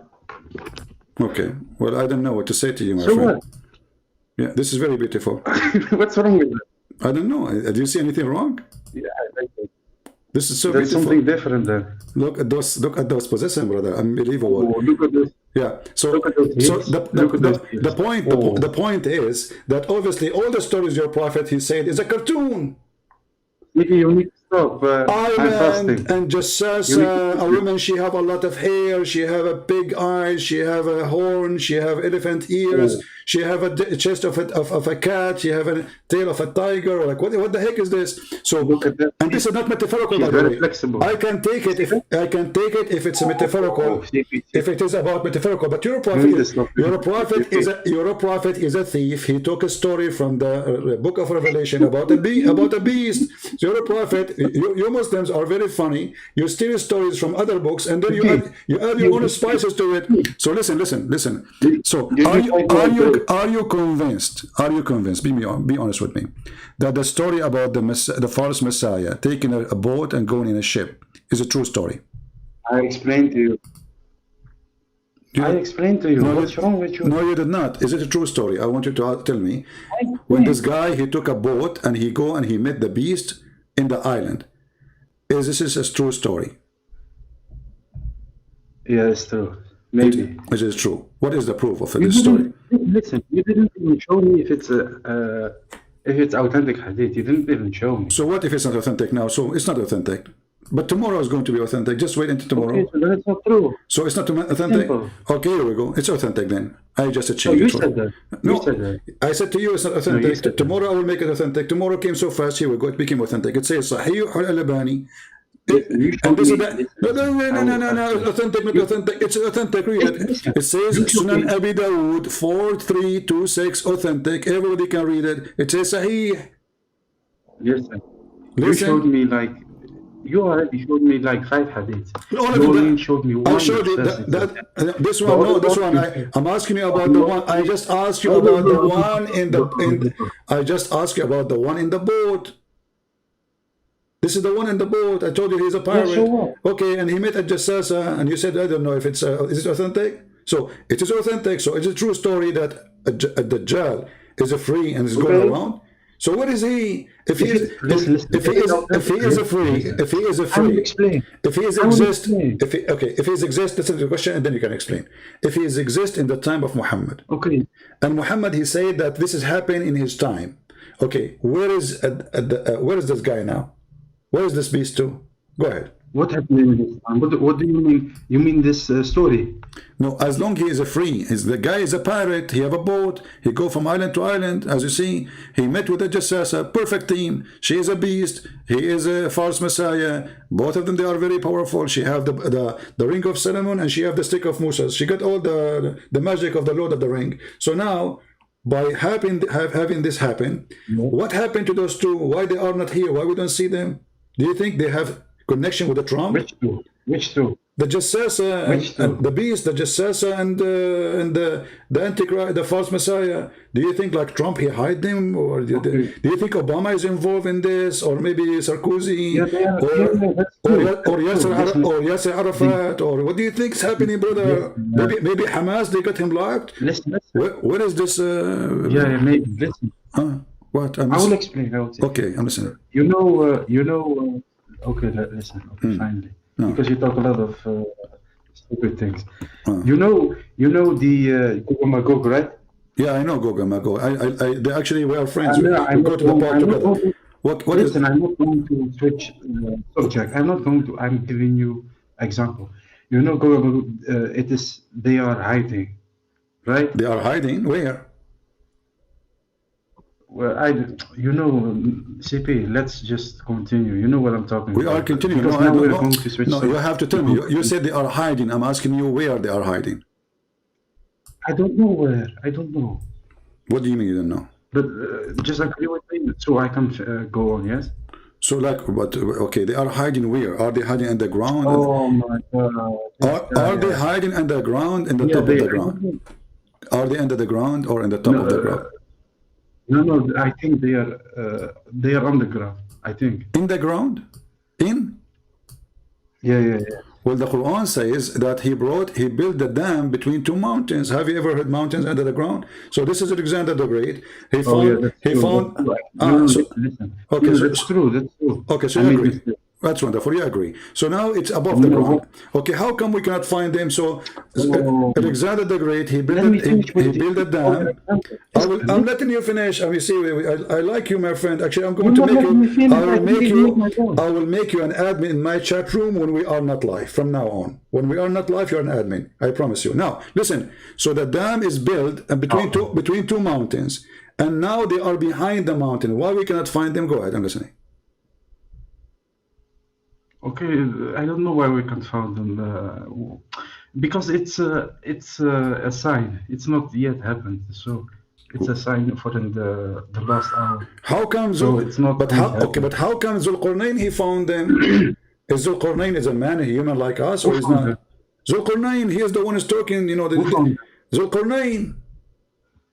The guy with the two horns. But he's also but he's not normal. He's also in the Quran. If I don't. Yeah, he's in the Quran. We are showing you the verse.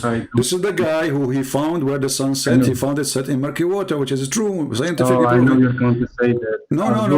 We will not go there now. So he came to those people. He told them those people are attacking us, and they are like not a human. And now you need to build. You need to build for us a dam. So he built the dam. Okay. So the dam is in the top of the ground. How come we cannot find them?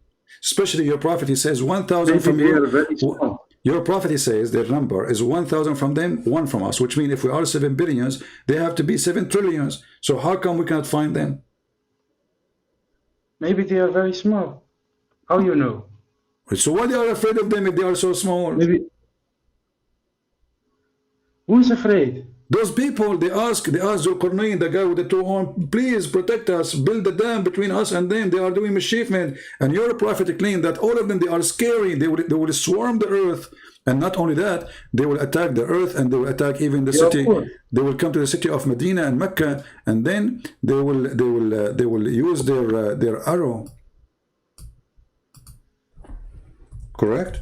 But what you were saying, listen, let me just, I got a headache because I don't want to scream over you, shout over you. Listen, let me explain to you something. What you're saying about why we can't find it.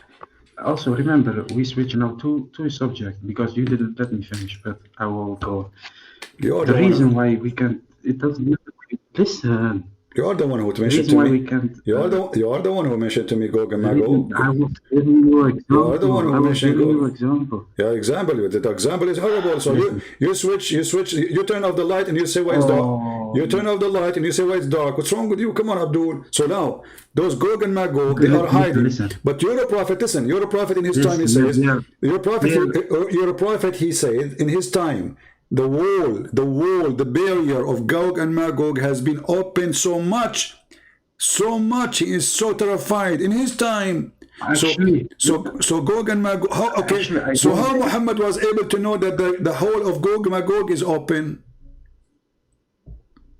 Because he had it from Allah. Okay, are they out or not yet? Okay, listen. Because I remember also a hadith that says. That they are on the ground also. So maybe this is just for a specific time. Yeah, I agree with you. The Quran says, my friend, the Quran says Allah, He created 7 earth, right? Yeah, so what? Okay, so every earth have a level of... No problem with that. Seven earth and 7 heaven. Every earth have a level, no problem with that. Every earth have a level of a creatures, correct? I don't know about that. Maybe. What do you mean? I know that it's a 7 earth, but I don't know.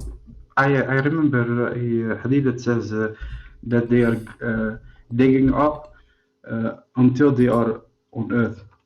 Okay. Where we are right now. All right. And, so and every time they try to dig up. All right. Listen. Every time they try to dig up, they will say we are close, and then because they didn't say. Inshallah, we will get there. Every time they will not get there. You know the hadith, right? I know for sure. I know the hadith absolutely. You know so you are saying to me now. So you are saying to me, if you say inshallah, you can accomplish your mission, correct? No, this is about. No, I'm not saying that. I'm saying in this specific moment. What moment? In the Quran, I think, because the problem with you is you take things out of context. Because if there is something in the Quran that says about fighting, for example, it says something about, I saw something about you. You said, in the Quran says you can crucify someone's hands, but it doesn't say that. It says that about a specific time when Moses was alive, but it was about the story. But you can't read like that because you are deceiver, like the Jinn. Oh, okay. What if I show you now? It says you can crucify people. That's how you read. What if I show you now that you can crucify them? No, but it was about a specific. No, it was about a specific time when Moses was alive. No. Here we go. Chapter 5, verse number 33. I got you busted. Here we go. Read it. You read out of context. I'm not reading. Here we go. We can open Ibn Kathir. And this is the Quran in front of you. I'm not talking about Ibn Kathir. I'm talking about the Quran too. And why Ibn Kathir will agree with me, don't agree with you? So if this was for mischievement, did your prophet crucify people? No. Okay, let us see. He never killed people. So okay, let us see if this is true or not. Here we go. You are actually you have made these people, these brainwashed people in your YouTube. Okay, read with me. Listen. Read with me. Read with me. He put nails in their eyes. He cut their hands and he cut their feet. Here we go. This is what they do in the crucifixion. This is why ISIS they do it. Read it. He put, No, but you didn't read the whole he, chapter. here we go. Read the whole chapter. He did put nails in their eyes. He put nails in their eyes. He blinded them. And this is exactly what the Quran is saying, that those who do mischief in the earth, you cut their hands, you cut their feet, you cut their etc. And you crucify them. And Muhammad added, and people, they are back, they beg for water, they are dying on the cross. Look at this. He gagged their eyes. This is your prophet. This is the mercy of the prophet. The Muslims, they say to us, the prophet was merciful. He put people in the cross. He cut their hands. The Roman is way more nicer. At least those people, they put you in the cross, they don't do this. Muhammad, he cut their hands. He cut their feet.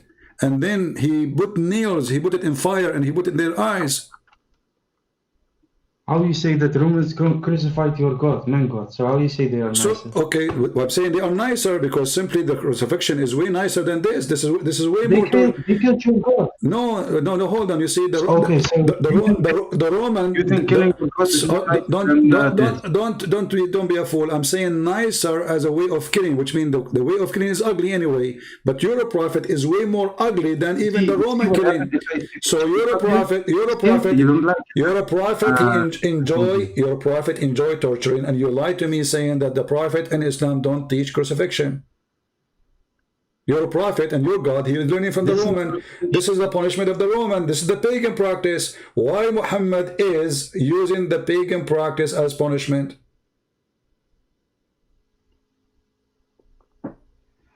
Okay, so you're not going to answer me?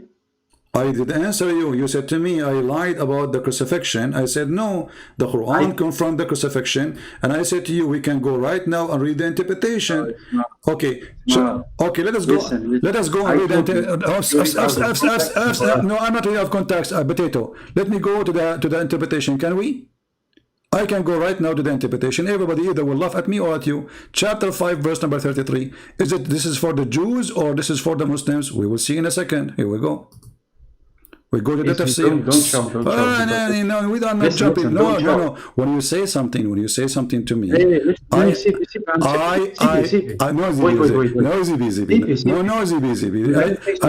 have to get you, but I know ZBZB. I have to get you busted. Chapter 5, verse number 33. Chapter 5, verse number 30. Why you don't want to read it? You said you want to get me. You said you want to get me busted. You said this is for the Jews, not for the Muslims. Did you? Just what you said. CP, don't shout. Read with me. Here we go. It says. Okay. The following verse was revealed by. Hold on. When they came to the Medina and etc. And then somebody suffered from illness. He told them to go and drink the camel urine and milk. So the prophet here. Who care if you meet me or not? Get hang up. Go. Who care? Potato.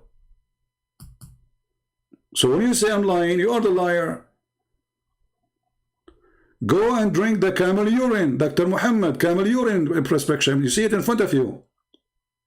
And then they say that story says that they gave their animals to Muhammad, and then they want to get their animals back. The Muslims, they say no, they are stealing. Doesn't matter what the story is. So they came to the shepherd, they killed the shepherd, and they ran away.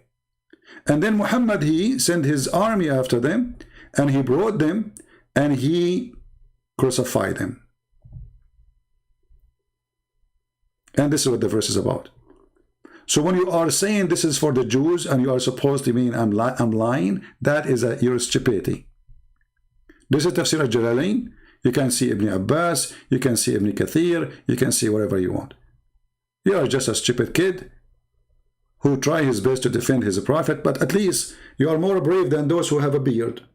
You see, because those are kids and nobody count what they say, they can call me.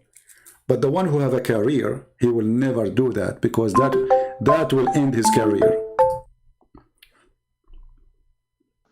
Are you going to mute me now?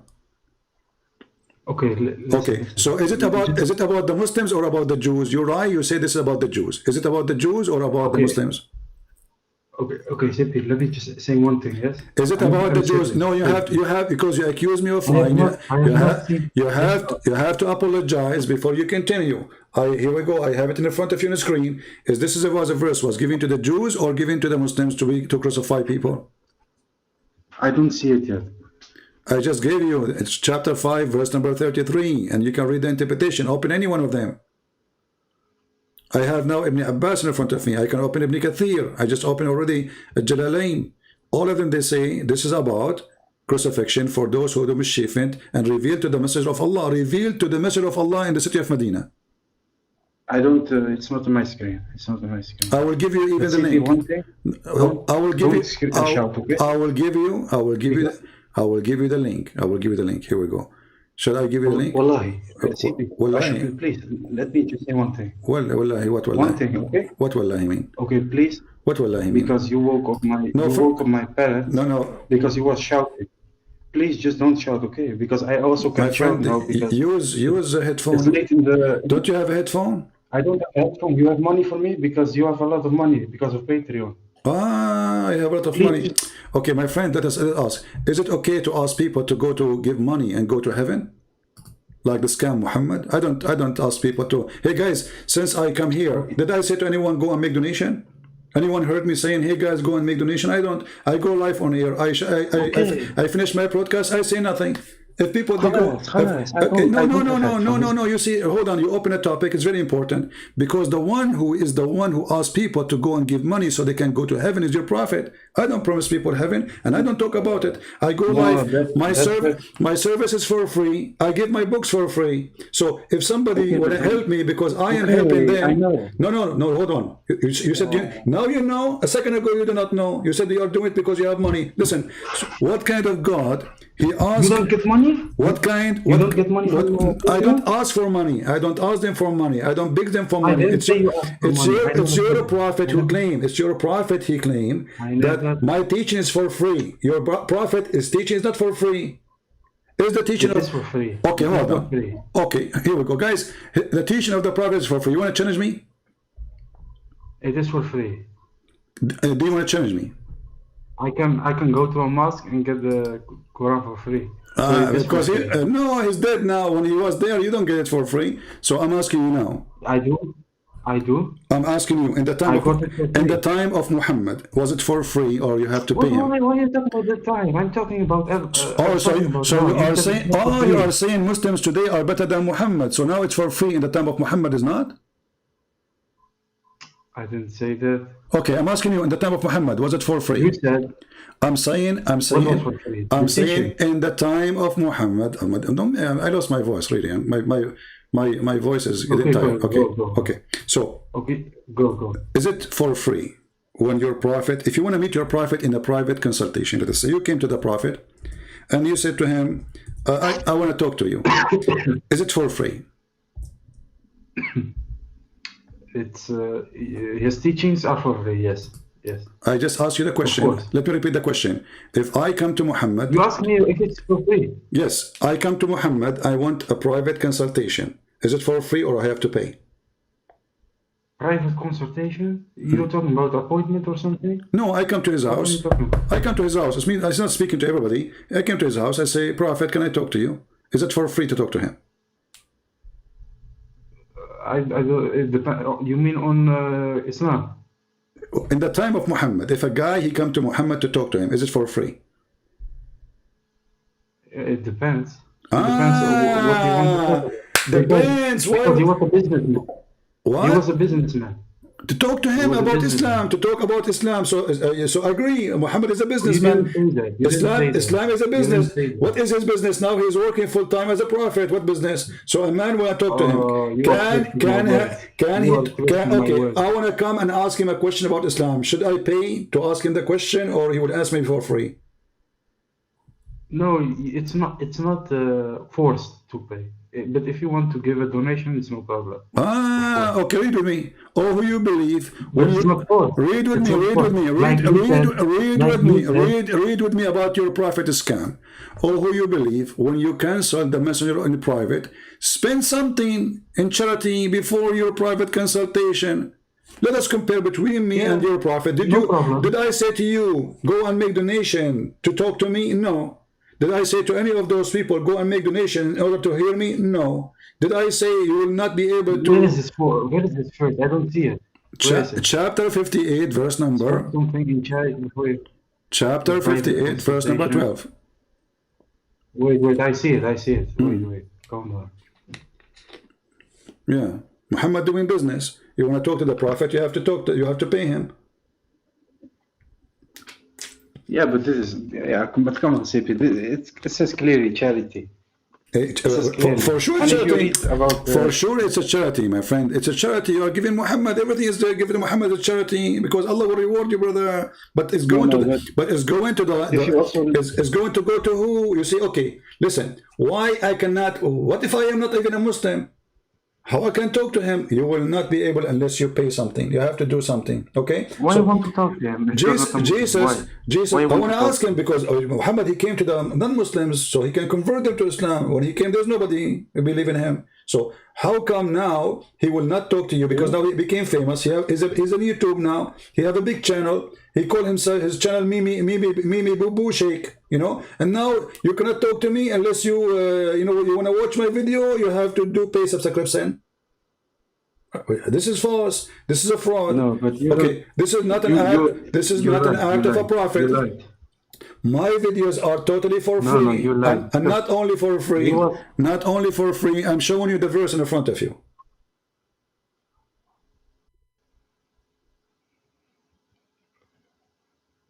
No, but first of all, listen. Okay, hold on. If you with the prophet, if you are with the prophet now, if you are with the prophet and you are attacking Jerusalem with Hamas, and now you attack a house of a Jew, is it true that the prophet will get the big TV?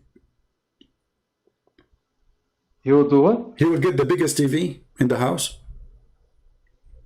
No, of course he's not. You're acting like he's Pablo Escobar or something, that he has people that he robs houses and all that stuff. Well, what are you talking about? Well, this is what the Quran is saying. The best of the It doesn't say that. Okay. It's charity. What charity? Hold on. The best. You know what charity is?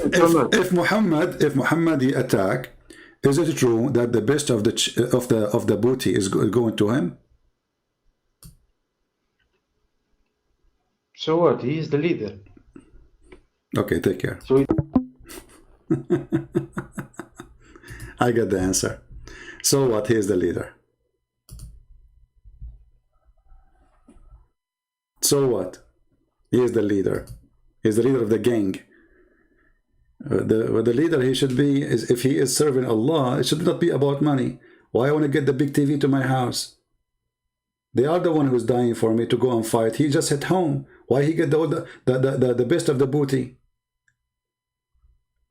Brother, the furniture, the expensive furniture to the Prophet, okay? The flip-flap is for you. Isn't it obvious that he is a scam? All right.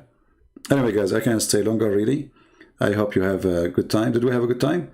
Don't forget to subscribe. And remember, what I do here, what I do is absolutely for free. I beg people to download my videos, to share them, to put them in their channels. If people make a donation, that's because they are helping, because I'm doing my best to help too. I can say all the books I'm giving for free, I'm not going to say it for free and forget about donation, and then I will make a lot of money from it. I have my book translated to many languages. If each one of them, each language of those languages gave me $1,000 a month, that's it, I will live fine. Yet I gave them for free. So don't tell me about donation.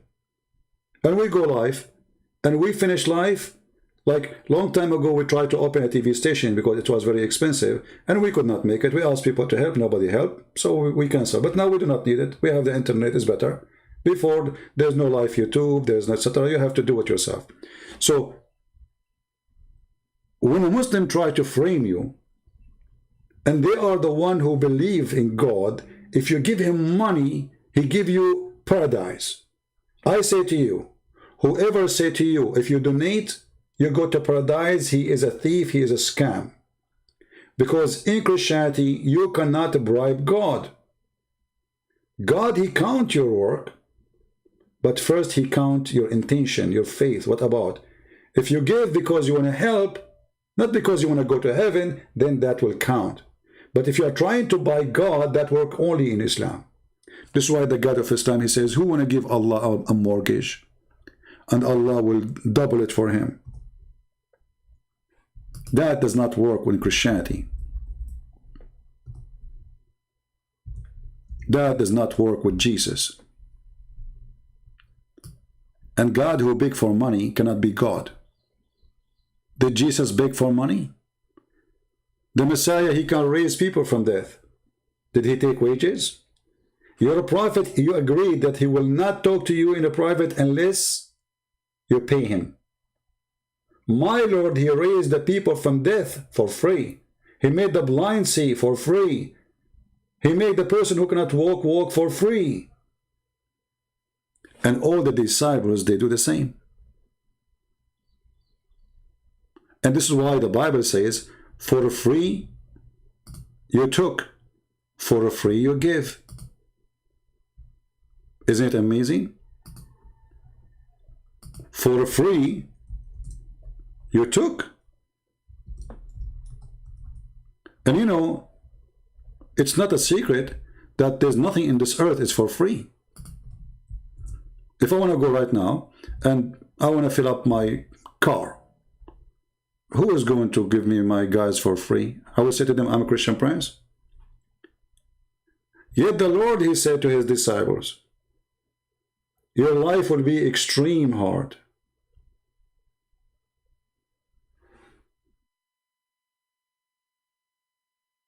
And because your life will be extreme hard, you are my disciple. Not because you are a person who live a fantasy or luxury. He said to them, if you want to follow me, you need to be a servant. In order to be a master, you have to be a servant. All the fiction stories about Muhammad, how humble he is, we find that it is the opposite. Because if he is humble, he don't care for the best of the booty. And why even he's accepting the booty?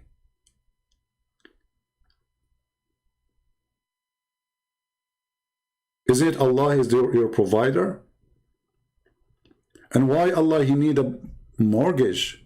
Can't Allah he ordered the ground to bring gold and silver?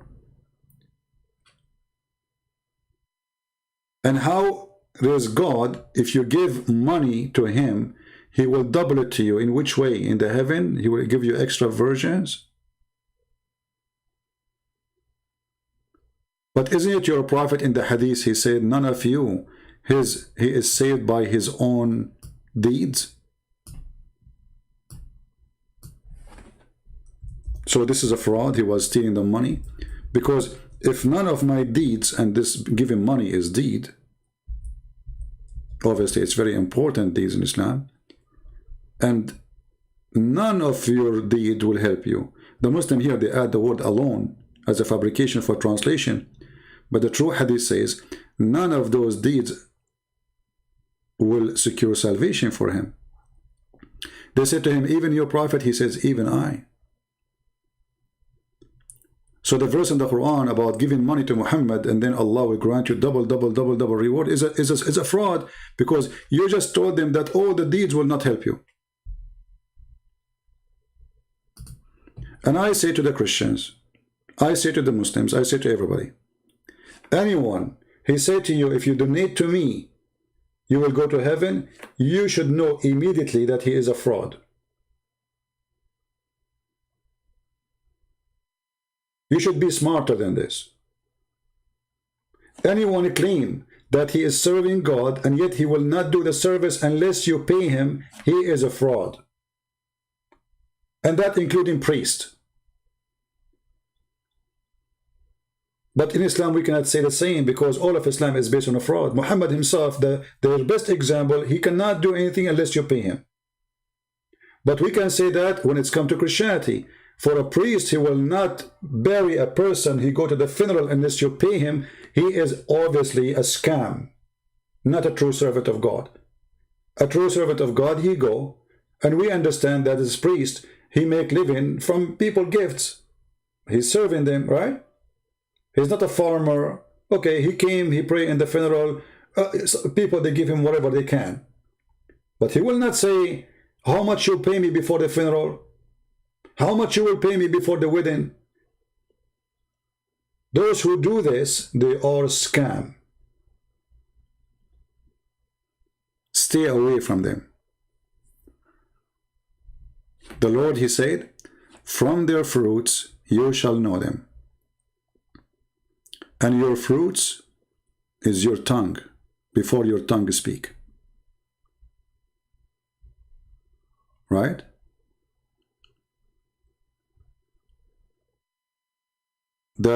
No, it says that. It says قَدِّمُوا نَجْوَاكُمْ. If you want to speak to the Prophet before you go. Even it says private consultation. It's mentioned literally the word private consultation. So don't give me a speech. Don't tell me it doesn't say that. Here we go. Let us put it again on the screen.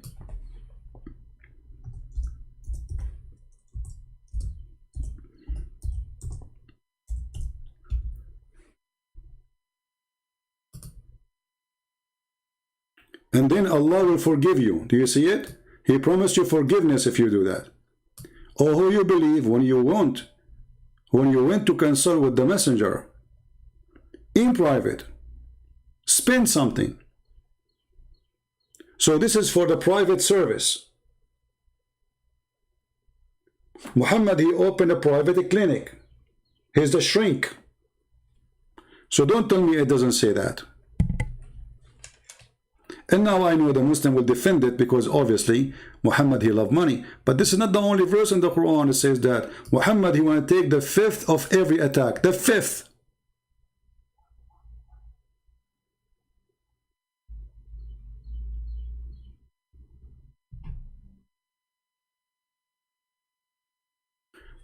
Look at this guy. He's saying this is not a must.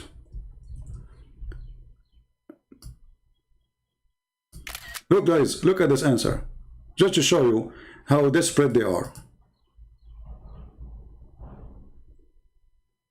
He said this is not a must. Right? Yeah. It's not a must, right? Okay.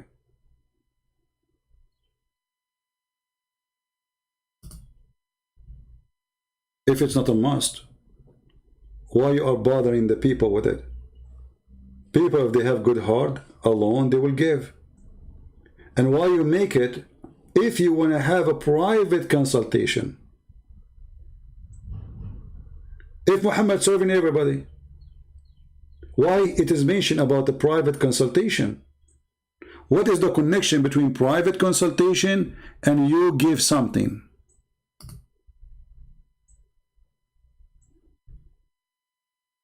And then if you cannot have, okay, what Allah is all merciful. Merciful for what? As if they commit sin. And this is not the only verse. You can go right now and search about the best of the booty for Muhammad, including women.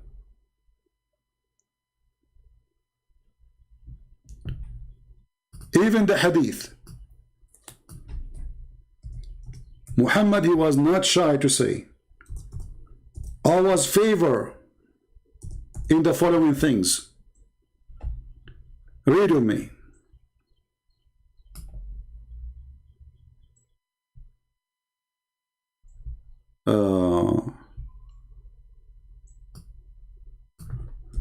Let me try to find the hadith.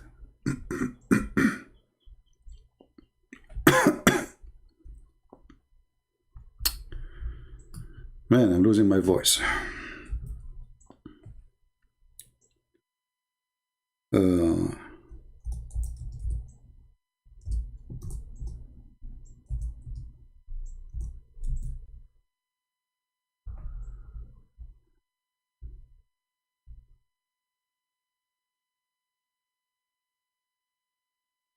He described how he been favored by many things, and he described that the best of the booty is given to him.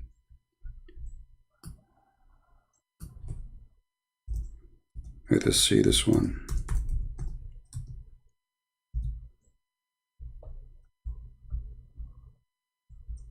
All right. Here we go. But I want the other hadith where it says he got the best of the booty. Not only he got the booties, so he have in favor to be a terrorist, to install terror in the heart of the disbelievers from a distance of a 1 month journey.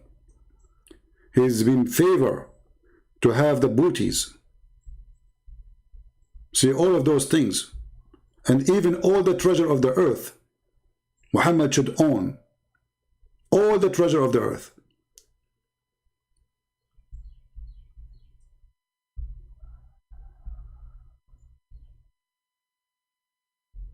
Look how many verses, many hadith. But let me try, there's one I want to find.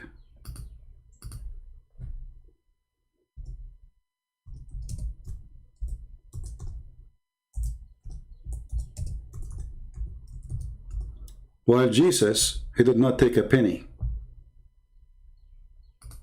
He did not own a donkey. He did not own a house.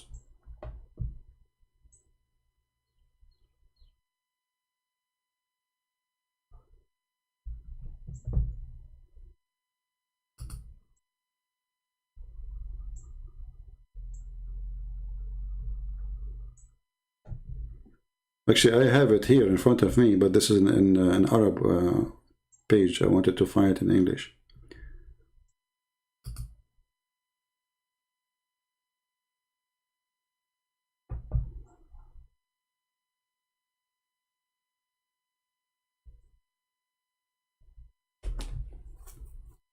Here we go.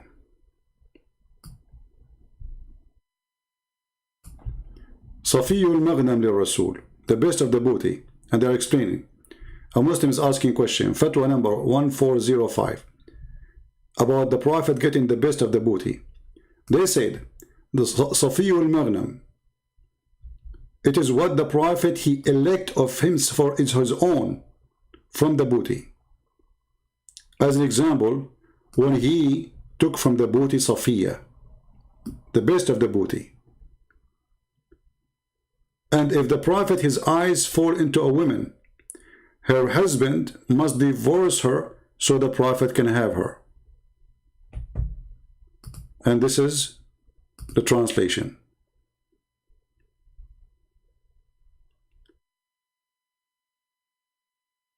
The interpretation of the verse was in the fatwa, etc. It says, he chose to himself, the translation is very horrible, you know, the best of the booty. And then they speak about, but those who speak Arabic, they can go and read. Let me post the link for you. You can go read it by yourself if you speak Arabic. I'm sure this guy speaks Arabic. Why a prophet of God, he want the best of the booty? And why he choose the best of the women to go to his bed? You don't have enough money? You don't have enough women? Nothing is enough for him? Right? Yeah.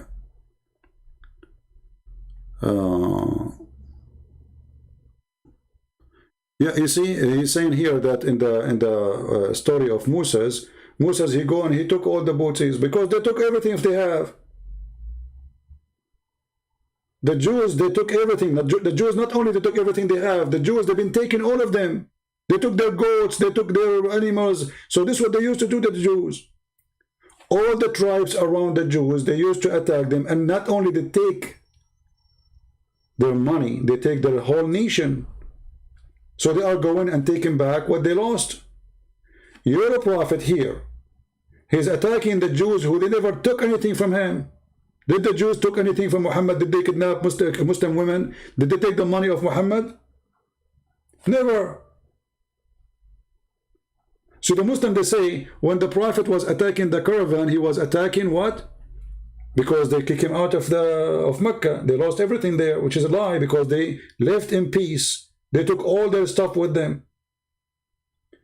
You can say they left their houses, but you know, houses at that time, I mean, the earth is empty. Made from dirt, built. Those are Bedouin. They can make a tent anywhere. Your prophet was attacking the caravan after a caravan, and then even the ones who never attack him, he attacked them. As an example, the Roman, He says, attack the woman and get the blondie girls. Did your prophet Muhammad Saeed said, attack the woman and get the blondie girls? Because I know you are stubborn and you run like a potato from place to place. Your prophet says, attack the woman and get the blondie girls. Is that enough of proof that Muhammad is a fraud? Imagine today I say, let us attack Iceland. All of them, they are blonde. Okay, Christian Prince, why you want to attack Iceland? Because we want to get the blondie girls. Don't you want to get the blondie girls? And then when a guy, he said to him, don't tempt us with women, man. Muhammad, he accused him to be a hypocrite.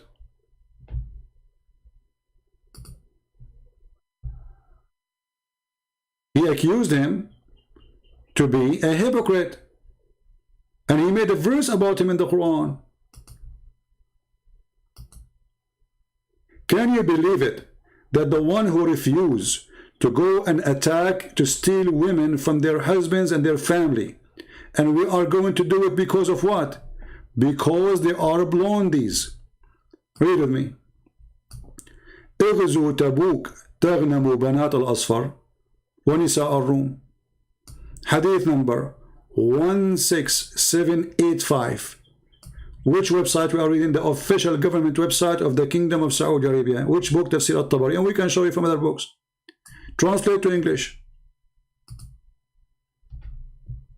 And then the coward, they will say to you, well, isn't it Moses?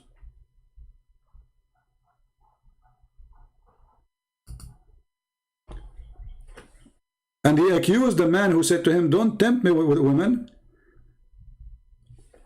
Invade Tabuk. To conquer and get the yellow daughter. Yellow daughter is translation for the word asfar, which means blonde. This is what the word they use in the old days. Now we don't use it no more. We use shaqrawat.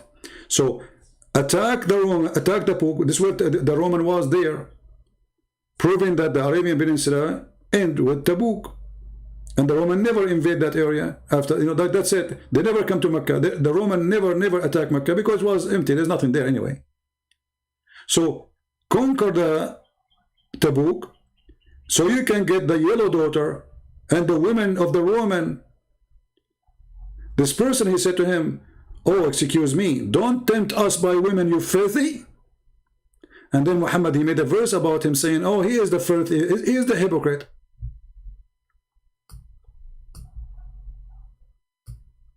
So Muhammad was not attacking really to promote Islam. Muhammad was seducing his men. It's a gang. Attack so we can get the money of the Jews. Attack so we can get the money of the Christians. Attack so we can get the women of the blondie women. There's a video actually made by the sheikh from Egypt. He said, do you know why we are poor? Do you know why we are poor? We don't do because we don't do jihad. Do you know how rich the Jews? Do you know how rich is Europe? If we go right now and we invade them, do you know how we will live? Now. This is not 20 centuries ago. This is now how they teach in the mosque. That is the truth. Attack the Roman and get the blondie girls. Not attack the Roman to make them believe in Allah. Attack the Roman so you can get a blondie women. That is the truth, and the truth hurt. So guys, I want to say thank you very much for being here. I wish I can stay longer, but what we did already was good. 3 hours and 30 minutes, that's a lot of time. But as you know, I do my best. I mean, rarely you will find somebody stay with you like all those hours, right? For me, I love really to stay as much as I can. And people, they ask me to make my videos short. So I'm thinking to make some videos which is extremely short, and still we make some videos where they are long, because I believe that long videos are the best one to give you the whole image. Short videos is kind of like giving you like a little bite here and there, and they will not give you really the whole image. But I understand sometimes short videos can be more effective because easy for people to watch them. People are busy, they have things to do. It's not like me, you know, I'm spending my day with you. There's people, they have things in their life, you know, they are busy with it, which is normal. Yeah. Muhammad, he said, if you conquer a nation, treat them inhabitant nicely. Yeah, this is why he raped them. Yeah. So treat them nicely by taking their women. Guys, if you conquer a nation, so he's a good guy. I mean, come on. If you conquer a nation, treat them nicely. Kill the men. Kill all the men. Rape the women. And take the boys as slaves. The Prophet said, if you conquer a nation, treat them nicely. Abdul said, don't come here again, coward. You don't dare to call me because you don't want to, you know, destroy your career. Do you see how nicely they are? He killed the men and he took the women and the children as slaves nicely. I mean, how nicer it can be. The same as we saw in the video of ISIS kidnapping the Yazidi. Kill the men, take the boys, and everyone who is a boy, he have little hair around his pubic area, kill him too. Nicely. Treat them nicely. You see how the Muslims, they try to fool you? So suddenly we have a nice thief. He's Robin Hood. Don't you hate your wife? Muhammad will take her. Don't you hate your husband? Muhammad will kill him. Nicely. What a filthy idiot. Coward. Thank you guys for being here. May the Lord bless you. Until we see you soon again. Christ is Lord. Islam is false. And we prove it every day. Don't forget to subscribe. And always, if YouTube is not giving you notification, you can join us in Patreon, and don't worry, it's for free. You don't have to make any donation. It's just to get your notification. All our service is for free. None of our service is not for free. All my videos, all my teaching, all my time is for free. I'm here to serve, not to be served. And I really appreciate those people who download the videos, and those people who add subtitle, and those people who support us by donation too. Thank you, God bless you, and see you soon again. Take care.